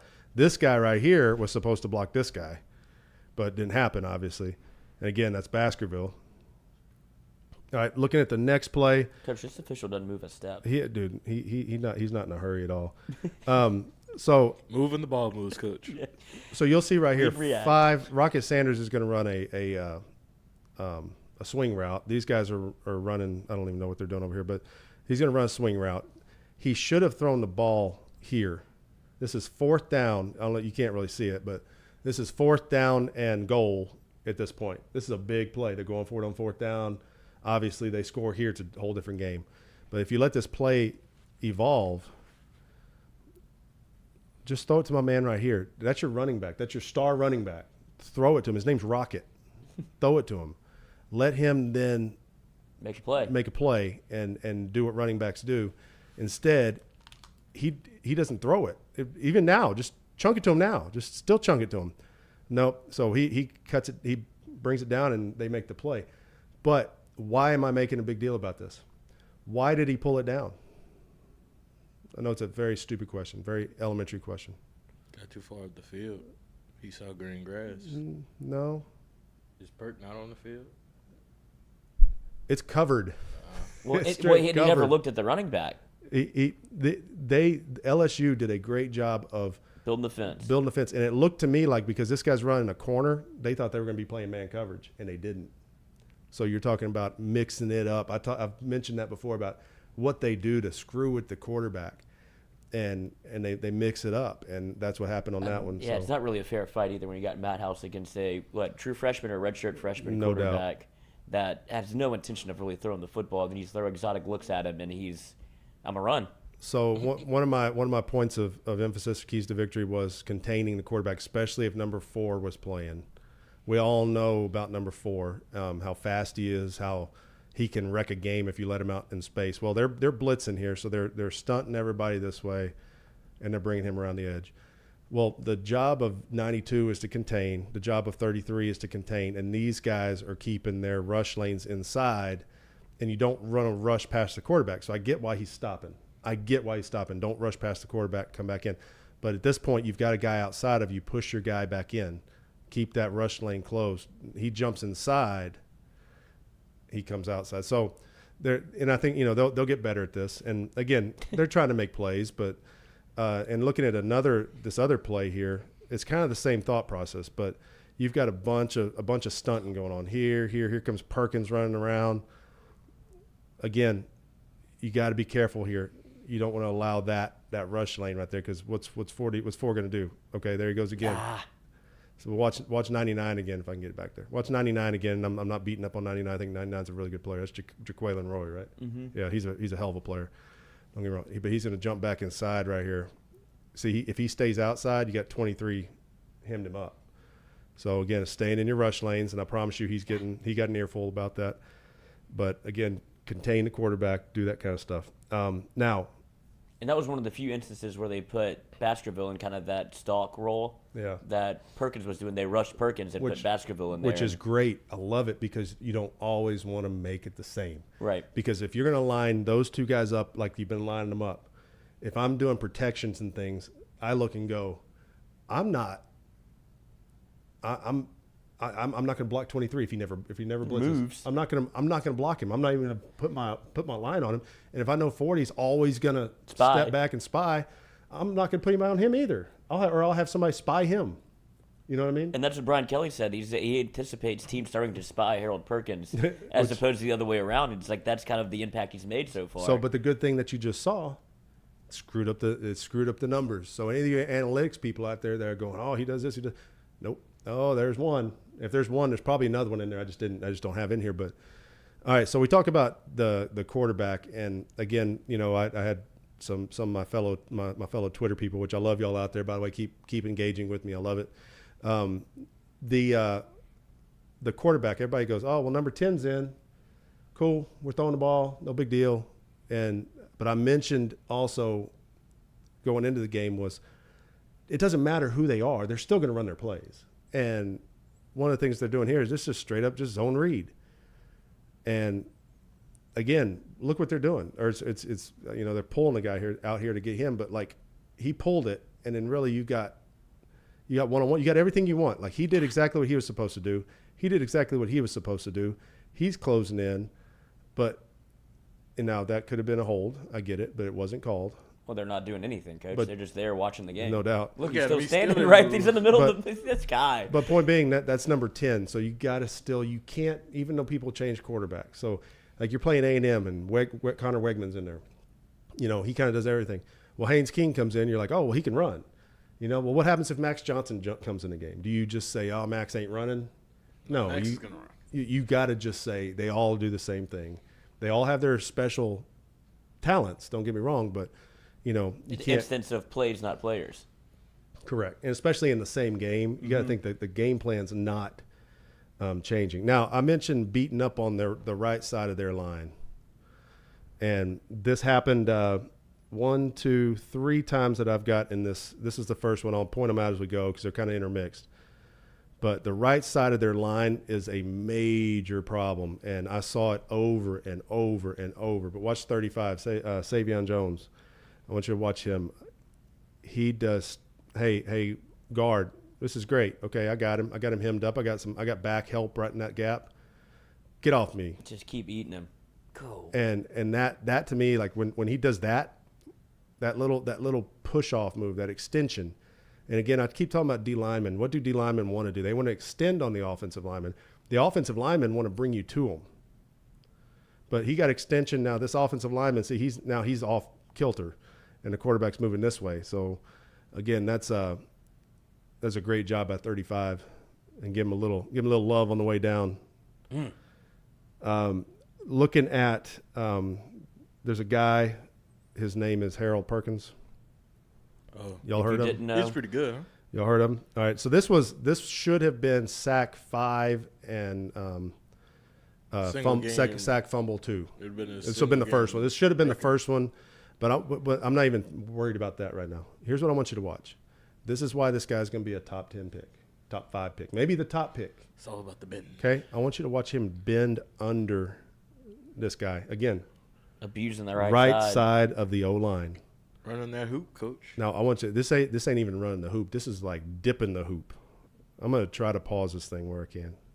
Touch the ground. I mean, touch God. That's unbelievable. Now I will say this: as a running back coach, you have 2 rules as a running back: don't fumble the ball and never touch your lineman. He's blocking his offensive. Never touch your lineman.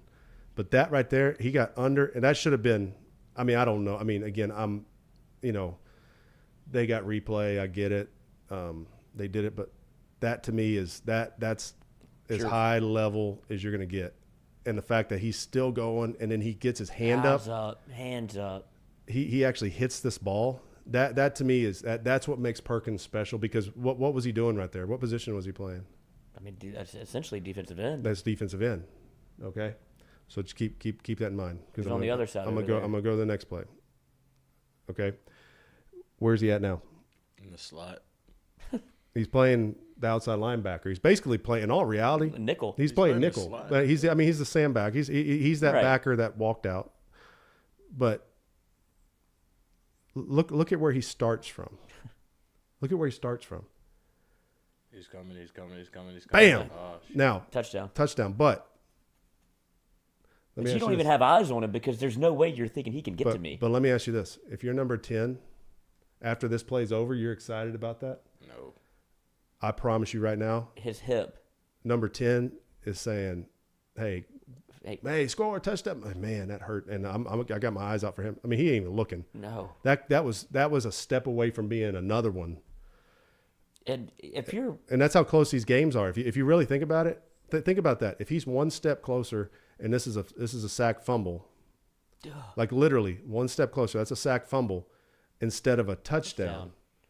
That's, I mean, honestly, that could be a 14-point swing right there. And if you're Arkansas, aren't you saying aren't you looking at 6 and going, hey, you got him? Because he didn't block. I mean, he blocked down, but you got to have eyes on where 40 is. It was a play action though. Yeah, but you got to peel back. I think you need to abort the fake. Yeah. So here's the thing. Like, I'm not 100% for sure. That ain't RPO. I think they're blocking. I think they're run blocking. I think they're run blocking. I think it's a straight RPO. Now 6 goes. You see 6. He's like, oh shit. Oh boy. I missed him. But I think that's an RPO. Okay. I don't. Again, that if that's in the NFL, you probably don't get that play because you too far down the field. So Perkins, let's talk about this.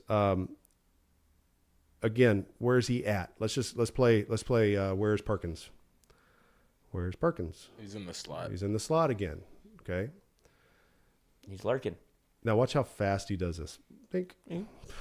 I mean, God bless this guy right here. I mean, I feel for you, brother. Or is it this guy? I'm sorry, it's this guy right here. This is number 7, I believe. Good blocker. Now, here's the thing. This guy's got to be smart enough to know. This is called it's like a half roll. So when this guy comes over to block, he knows basically if you bring this back to the pre-snap.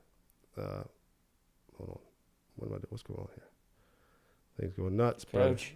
My player, my Citizens Bank and Trust. Trust the clicker. Your clicker's going a little nuts here. Okay, I think we're good. Hold on. Okay. So with this guy coming back here and these guys all blocking this way, this quarterback's got to know you set up kind of in the ghost tight end area because you know he's coming over here. If you drift any further out here, you're no man's you're on land. your own. So watch. He shouldn't really go past the snout of the hog right there. I mean, I know he doesn't have a choice right there, but you can see I kind of put that one on the quarterback as much as I put. But Perkins, I mean. And I think that's also a case of Malik Hornsby, the quarterback, being probably the most athletic person his entire life, and then he ran into somebody that's like, oh, this guy can run with me. Now, you've got the spy thing again, which I think is great, and I think they're starting to disguise it a little bit more, which is great, but I'd love the fact that he just lurks. And again, this guy is like, I mean. 10, 7, 8, 4'2" or whatever, whatever he is. I don't know if he's 4'2", but so he takes off here. You would think homeboy is going to just be able to outrun. And that's what he's thinking. This ends up being a sack fumble and the closing speed. And then right here, like everybody, I saw some things on there like said, hey, Perkins, get out of the way. Let him scoop and score. Perkins is trying to scoop and score. Time out. Perkins' eyes, he doesn't have eyes in the back of his head. He sees that ball and he sees green grass. He sees touchdown. And you know what? I think every single person that's ever watched this show that I'm talking about Jordy Culotta show, my show, any show, says they want to see 40 running the football. That was your chance. But the cool thing is they scrummed over it. But watch the closing speed. This is what makes this guy different. And I don't think I'm telling anybody anything they don't know. But he's taking off here, and then if you just watch the stride lengths of him when he's running. I mean, he's gaining ground. You don't have a chance, honestly. And right there, yeah, I get it. People are like, "Oh so man, slippery when he gets on the ground, dude." It's like the slipperiest thing ever. Like, well, let me. People say it's the bounce of the ball. Anybody that doesn't believe that football, the bounce of the ball matters, I want you to go find a football. And I want you to just go throw it in the air, 10 feet in the air. I don't care how you throw it, and let it hit the ground. And I want you to put a bet down on where you think it's going to go, what direction it's going to go in. I can promise you, unless you just have some crazy ability to throw it up and land it perfectly, you're going to get 1 out of 10 right where it goes. It's an oblong. You don't know where it's going. And, I mean, I'm just telling you, that's why you don't. Just scoots around, Coach. So I showed this one earlier. So he's going to actually spy and come this way. He's going to dip in and go this way, right down the 40-yard line. Again, the closing speed is unnatural. Oh, this one, I'm sorry, that's the next one. Sorry, I'm one off on my thing here. This is a scramble. Yeah, this is just a scramble to his right. So he's just going to scramble, and he's just going to make play. No big deal, brother. You've already been caught once. Yeah, that was just, now I'm feasting. And you saw it on the when he forced the fumble. Before he gets up, he gives him a little schnutty on the head. Watch this little. He gives the guard a little bink, little juice right here. Watch him. Oh, he got him out the way. Set him up. And then, like, again, he is talking trash right there. He's saying something to him right there, like, stay down, young man. Go find number 10. Young man, I like you. You're a nice kid. I don't want to keep doing this to you, but I will. Stay down, you female dog. So again, there he is right there. So he's gonna do, this is one I was just talking about just saying. So he's gonna come here. He's gonna run straight down the 40. He's gonna kind of do this and redirect and chase this dude down the 40-yard line. And it's just fun to watch. I mean, people are probably watching this show going, okay, Caskey, I could be breaking this down. Well, yes, you could, but I'm having fun watching it, so y'all can watch it with me. So I think it's fun. And again, he's here. He's got a guy in his way. He's going to try to escape. This is just speed. And the funny thing is like people say, well, people are going to figure this kid out. Figure him out all you want, man. You know what some coaches say? You can't coach speed. You can't. Well, yes, you cannot coach speed. Have you seen somebody that's impactful? I don't really know what he's doing. Not at this age. No, not at this age and at this level. I've seen guys in the NFL that are this impactful. But usually, honestly, the guys who are the safeties. They're not really the guys that play. Yeah. But they're my man number 3 from the Chargers. I'm losing my mind. Derwin James. Mm-hmm. Derwin James can wreck a game. Buda Baker can wreck a game. Those kind of guys. It's not usually these guys here, but I mean, might as well just throw it away right there, buddy. Yeah, you caught. And then I love this right here. Oh, it cut off, but he jumped up on top of him right there. Oh, that's what I wanted to. Perkins gets saved from so many personal fouls because his teammates just go grab him. Because he has smart teammates. Yeah. So go get Perk. So let's go talk, back in the club. So we just found Perkins as a spy. We found Perkins in the slot. We found look where he's at. Look where he's at again. Back rushing, coach. But look what side he's rushing again. Right side. That right tackle just had a bad day. Let's go, man. Just keep putting those dudes over there. Just rush around him. Same, almost the same rush, same result. Same dip. He swatted that time, but look at him right here. He's going to come up and actually get his hand on this. And I love the TV replay of this because they showed that right there. That ball was out, and it hits his forearm, and the forearm is what made it go forward. So that doesn't count as a pass. That's called the empty hand rule. You ever hear the NFL officials say he has an empty hand? Well, if you have an empty hand and you're throwing it, but the ball goes forward, that means your hand did not throw the ball. So that's what, if you ever hear empty hand rule.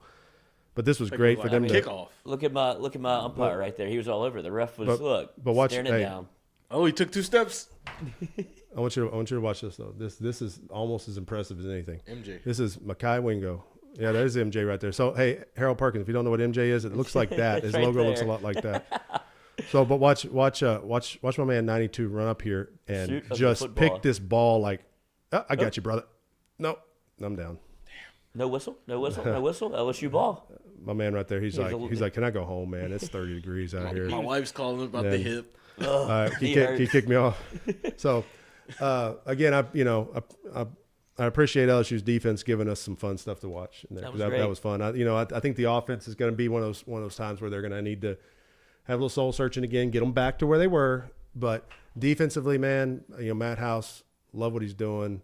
The UAB game this weekend, I would assume you'll see some of the big players out there for a minute, but I think it's more the offense that'll have their guys out trying to just, hey, let's get this rust off of us. We didn't feel good about last week. Let's get the rust off of. It's going to be 8:00 at night for one. I mean, I get it. TV. That's a late game, man. That's a late game. Late for them, late for me. That's late for everybody. Yeah. But think about these. They're gonna have people passed out out there in tailgates. They're gonna have to wake them up going to game. You're gonna get some footage, Coach. Whenever you get that shot of the old scoreboard. Yeah. Whenever you get your down. There's gonna have some guys. Oh, there's gonna be some good ones. What's the temperature supposed to be this weekend?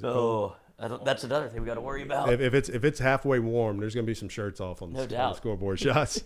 Be careful. I told you this before. If you're ever sitting above a scoreboard at Tiger Stadium, more or less to the I believe it'd be the south end zone. If you're sitting in the south end zone above a scoreboard in the end zone, take your shirt off, or if you're a guy, if you're a girl, you're gonna get in trouble. Do whatever you want. But again, just do something stupid above the scoreboard, so we got something fun to look at. We will see you. But so I am gonna transition into some Saints stuff here. I don't have nearly as much. Lloyd, you can leave if you don't want to sit through this. But no, I didn't watch the game, so this will be my first. So I'm gonna start with the Saints offense. So I got it up, Stewie.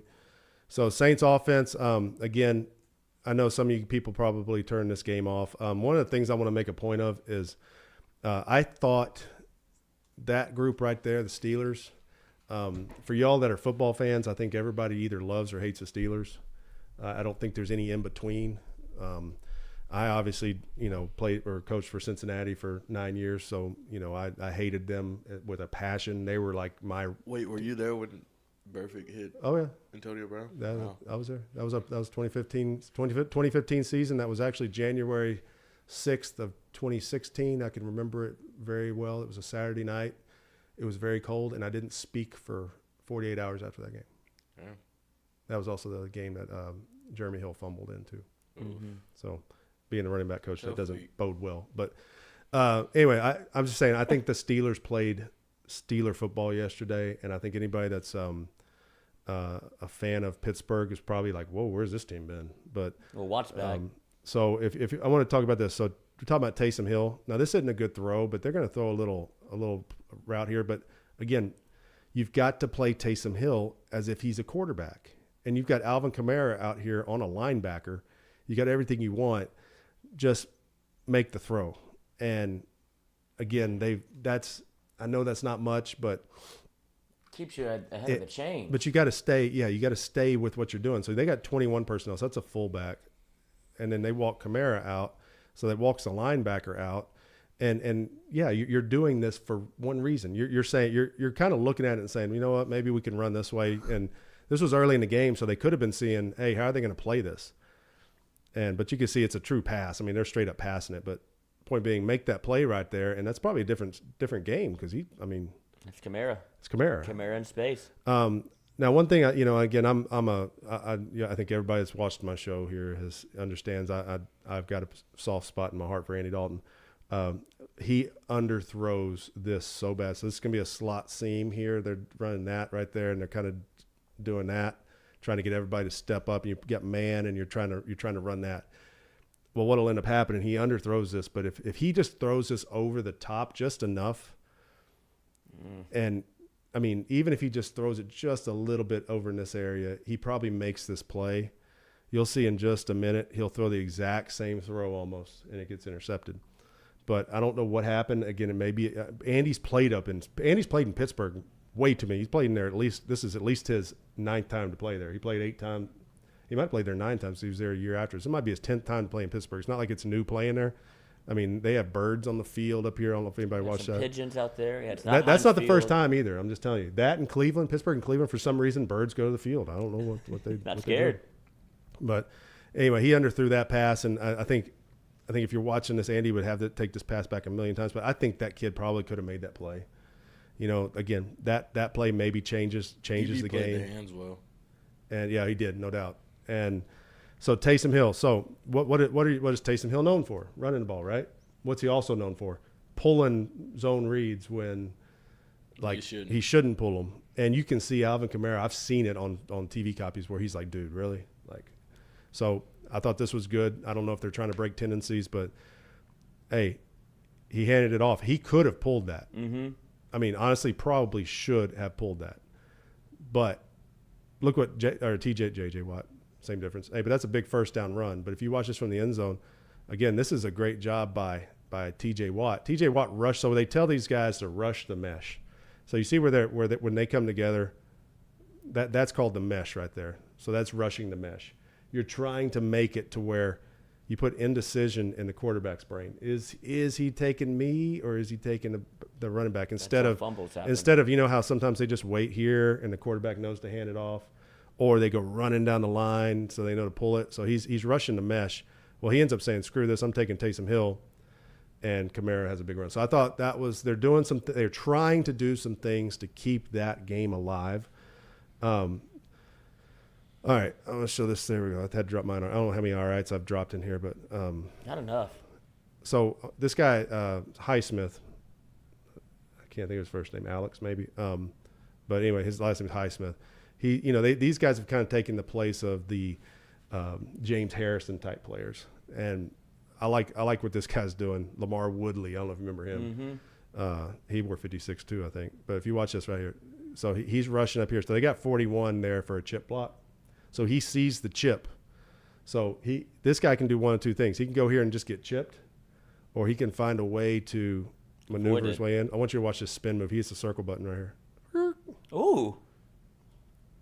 So when these guys see that chip block developing, they can do that one of two things. I mean, again, you can, but you see, he didn't chip because like he went back inside. But right here, see, look at the lineman's feet. You don't want your feet in that position right there, and then he's standing straight up, and he's beat. You're beat. So that's one thing there. Now Andy did make a good throw here. So this is like a hole shot. That's what I call it. So this is kind of a it's quarters look here. So you got the flat player coming out here. This guy runs just enough to occupy these two defenders. See how they're kind of bracketing him, kind of, it could be like a quarters bracket look.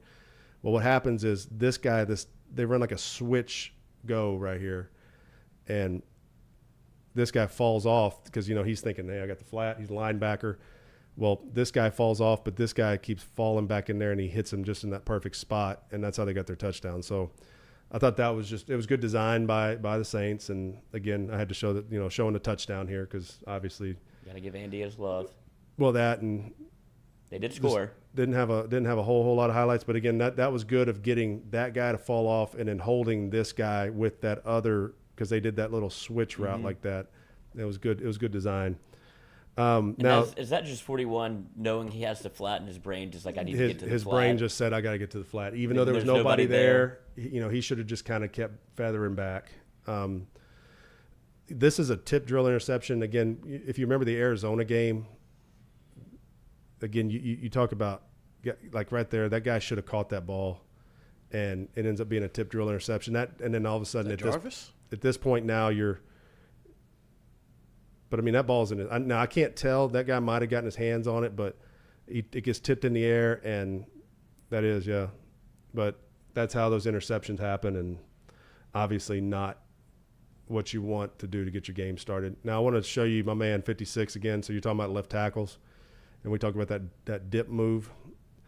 There's that kind of move that Perkins made, in that LSU game, and these rushers, now I know 90's not in there right now, but like these are good players. Like 90, when 90's over here, when TJ Watt's over here, I mean, that's a lot of good rushers you got up front still. But he comes around and again gets that swat, knocks the ball out. Ugh. So, and then this is the last one I got for their offense. But again, this is talking about just an underthrown ball, and you got to go route up here. And this is one of those ones you kind of just go, all right, give me enough space to go up and get it. But he underthrows it just enough, and you think you can see it from the end zone here. Andy underthrows it just enough, and again, it almost looks exactly like the last play, just enough. But this time the defender got enough on him, and. Now we're alligator wrestling. Wrestled it out, and there you go. So kick me off for just a second here. All right, we're talking about now we're going to go into their defense, and this will be a little bit more fun to watch. All right, I'm up. Chris Harris. Honestly, I had no idea this guy was playing. I think they signed him in the middle of the year, didn't they? Yeah, I think so. Yeah, I don't know why. He was a free agent. I just remember this guy in Denver. Was a stud. Just we couldn't throw on him. But anyway, he's playing a nickel in here, and it might be corners over, but anyway, they're going to bring this kind of slot blitz right here, and this to me is crazy to me. I think it's an RPO. I'm hoping it's an RPO. You got Pickett back there, so I'm thinking it's hard to tell, but man, maybe. But like he just runs right past everybody, and you see, the only reason I'm saying it's an RPO is I want you to watch the tight end coming back across. The tight end's coming back across, and he's leaking kind of out, like looking like he's going to block. See how he's looking like he's going to block? Yeah, he's engaged. So that's the reason I was thinking an RPO. But, man, I'm like, dude, that was as easy of a sack as you're going to get. and in the NFL, in any level. I mean, hey, I'm going to jump and miss and then land on you. So there you go. One thing I did notice about Pittsburgh, and I'm saying this more for anybody, my Cincy crowd that's listening, because they actually play Pittsburgh this week coming off their bye in Pittsburgh. They started running the ball again. Now, here's what I want you to keep an eye on. 32. So 32 Honey Badger is blitzing off the edge. I thought this was really good by the Steelers. So they're running an inside zone with this guy coming back. He's going to come up here, and he's actually going to run in between all this. And it works out just perfect. So he kind of, he ran up the field, which is whatever. He's got to keep his job's quarterback first on when he blitz like that. But he ended up coming through here. My man here is going to run him flat over. Is this Najee? But yes. So I want you to watch this. So he's going to run him over. There's Honey Badger. I guarantee you, Honey Badger's kicking himself in the butt for this play. Keep running. Keep going. Finish it off. Right there. Get the ball. Just make the play. Knock him down. But watch, he pauses, and it allows him to keep going. And it's kind of like, just finish the play off right there. But I thought that was a good, Najee Harris showed right there. I think I'm back. Like, dude, y'all got to chill on saying that I'm not any good, because I think Najee Harris is a good running back. But you see how he does that. And again, one of these two guys, they got three guys really on there. So they got to be careful with that. But, they got to make the plays. One of the other things I liked about what the Steelers were doing, and this is kind of not a knock on the Saints here as much as it is just, hey, good play calling. And I know, Matt Canada was here. I know y'all, Air Canada. So, but I want you to watch this. So look at how many people they got up here in the box. They got 7, possibly you could consider really where he's aligned. You got 8 guys around the box right here. So instead of just run it over here, they're going to build a screen off of this and throw it out here to the screen and get guys out in the blocking, which I thought was great because all of your guys are over here. That's a Matt Canada special. But again, that right there to me is, that looks to me like what Pittsburgh looked like 5-6 years ago. And I got another one coming up in a minute that I'll be like, that looks like the Steelers from Le'Veon Bell, Big Ben when they were rolling, not from lately. So now I'm going to get into 4 sacks in a row. So this will be fun for Saints fans. Now I want you to watch this. So they're going to run a pick game. So this is a linebacker right here. Okay. So so you got a D end, you got a linebacker. That's a DB right there. What they're going to end up doing is they're going to pick the linebacker on this tackle and bring this guy around. Well, they knew somehow they got the line turned away from it. So they actually got the running back blocking this guy. And I'll show it to you from the end zone to make this a little bit more clear. So this is a linebacker. So they turned the line this way. They put him on that end. They're putting him on that linebacker. Well, they picked this guy and brought him around. Well, the problem when you do that, he's got to take this guy over. And then when this guy comes around, who's a defensive end, the back's on him. But I want you to watch who makes the play. I think this is very well done by the Saints. They're going to pick 65. Well, 65 obviously isn't going to pick him up. Well, 30's like, well, crap, I got to pick up Big Boy. So he tries to block Big Boy. 55 comes free from the pick. So it's actually the picker that got free, which I think that's where most people forget. Most people think it's the guys you're picking for that's coming free. Most of the time it's the picker that comes free. And another dad joke. If your last name's Pickett, you're probably going to get be a good picker. Pick and sack, Pickett. Hey, there you go. My dad joke for the day. That's my second dad joke actually for the day. Again, I showed this one earlier, but this happened twice. My man got sacked he's going to come up here. He's going to kind of run around. He's going to get sacked by his own offensive lineman. Cam Jordan here is going to get credit for this tackle or for this sack, but he gets credit for the sack because of that right there. Heady play. Look, they're racing for him. No doubt. No doubt they're racing. But he gets sacked by his own lineman. Okay, so if you're watching Pittsburgh going forward and you want to say, man, how did we sack this guy? Well, just let their lineman do it. But I thought that was kind of crazy that their lineman did that. Now, I think the Saints got 2 sacks off of coverage. The left guard gets beaten on this, but really this kind of goes like when we were talking about LSU and Arkansas earlier about how they had everything covered. And if you watch this, they've really got everything covered. There's nowhere for him to throw, and he's trying to throw it now because he's really trying. he was trying to hit that, but this guy's in the way. Well, again, you start scrambling around, but the coverage allowed. That's the marriage of rush and coverage. I've always said, if you got good coverage, it allows the rush to get home. If you got good rush, you ain't got to cover very long. So there's something to that. But you watch the left guard here is just gonna get beat right here, just gonna get thrown off, and so there's. I don't think the Steelers' O-line is what the Steelers' O-line used to be, but they did some things in this game that I thought were pretty good. Now, this is where I thought Pickett started to get rattled. I think he's totally 100% rattled right here. But watch his reaction. Oh, God. I mean, that's the reaction of I'm about to get I don't know what's going on here. It's that whole watch him step up. Sack. Oh, crap. No, ain't nobody's touching me. Coming back. I'm gonna step up, and again, coverage. They had it covered. They did a good job on the scramble drill, and this ends up being a sack where he gets sacked at. He lost a yard, so it ended up being a sack. But it's just crazy. Like, you can get in a quarterback's head. That's why I keep saying on all these plays when Perkins is hitting the guy, or you're bringing nickel blitzes or corner blitzes or whatever it is, you're bringing guys from everywhere. Now they're just bringing 4-man rush, but you can get in a quarterback's head, because if your quarterback's running around like this guy's running around right here, defense is in a good spot. Nope, I'm gonna come back. Yeah, here I go. No. And then finally, you just say, "Hey, Give I'm it up. done. I'm done. Y'all can have it."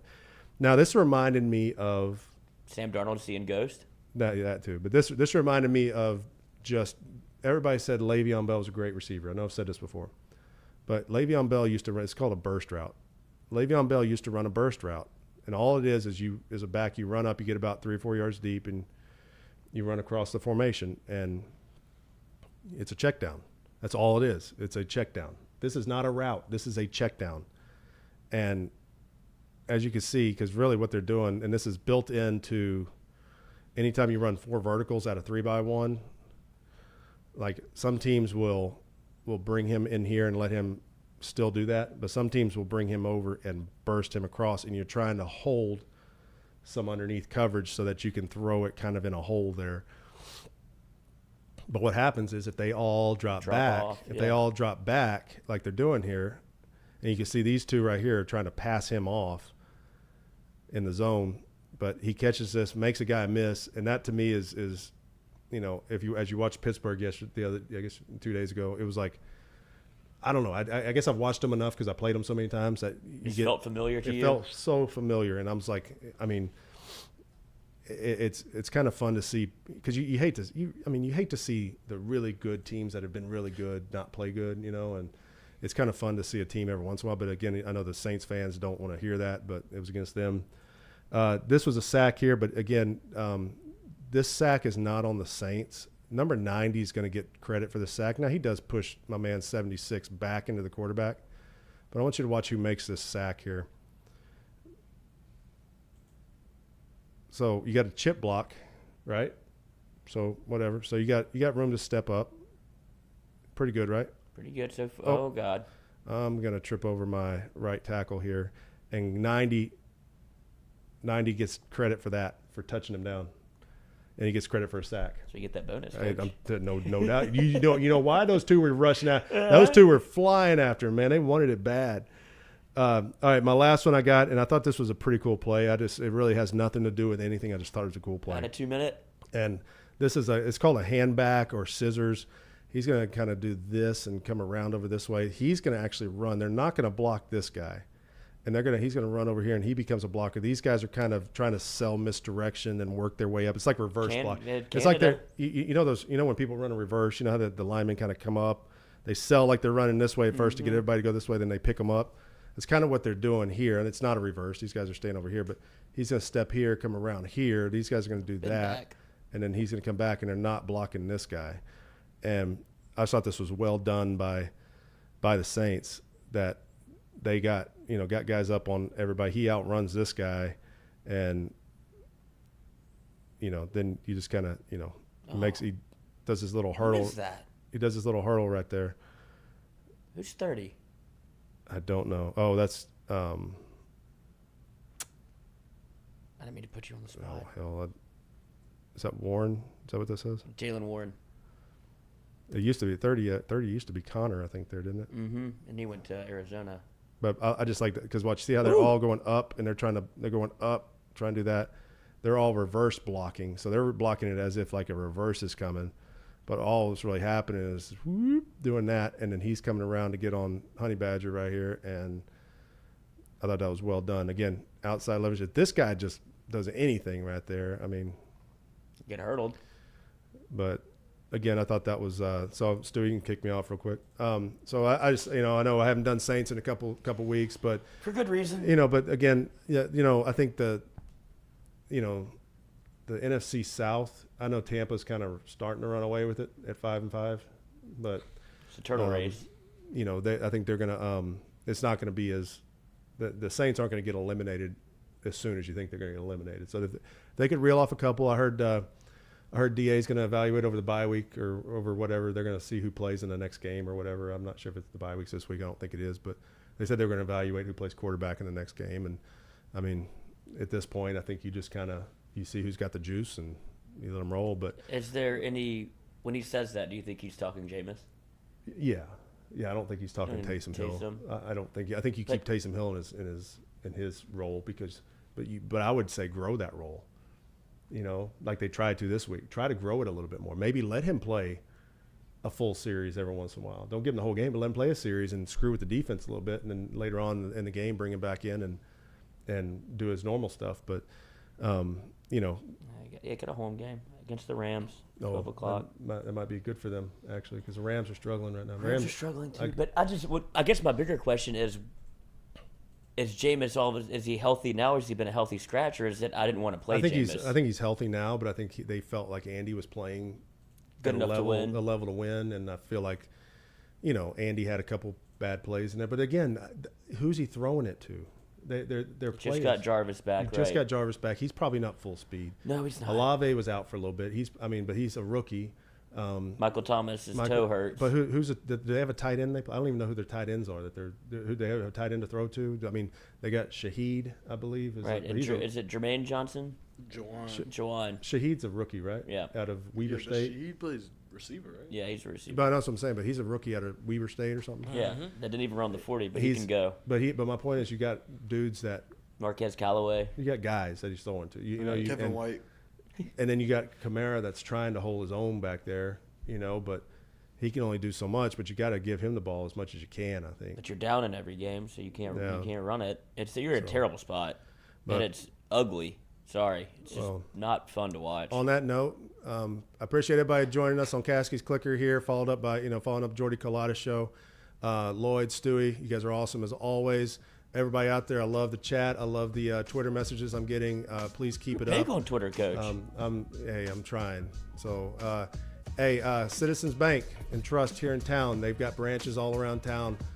Please go visit them. They got great people. If you're ever over in the Perkins Row area and you go into Citizens Bank branch, go in there and give Mary a big hug. Mary will give you the biggest hug you've ever had in your life because that's what she does. And go in there, talk to them. They're great people. Other than that, we will see you next time here off Caskey's Clicker. UAB. Caskey's breaking you down.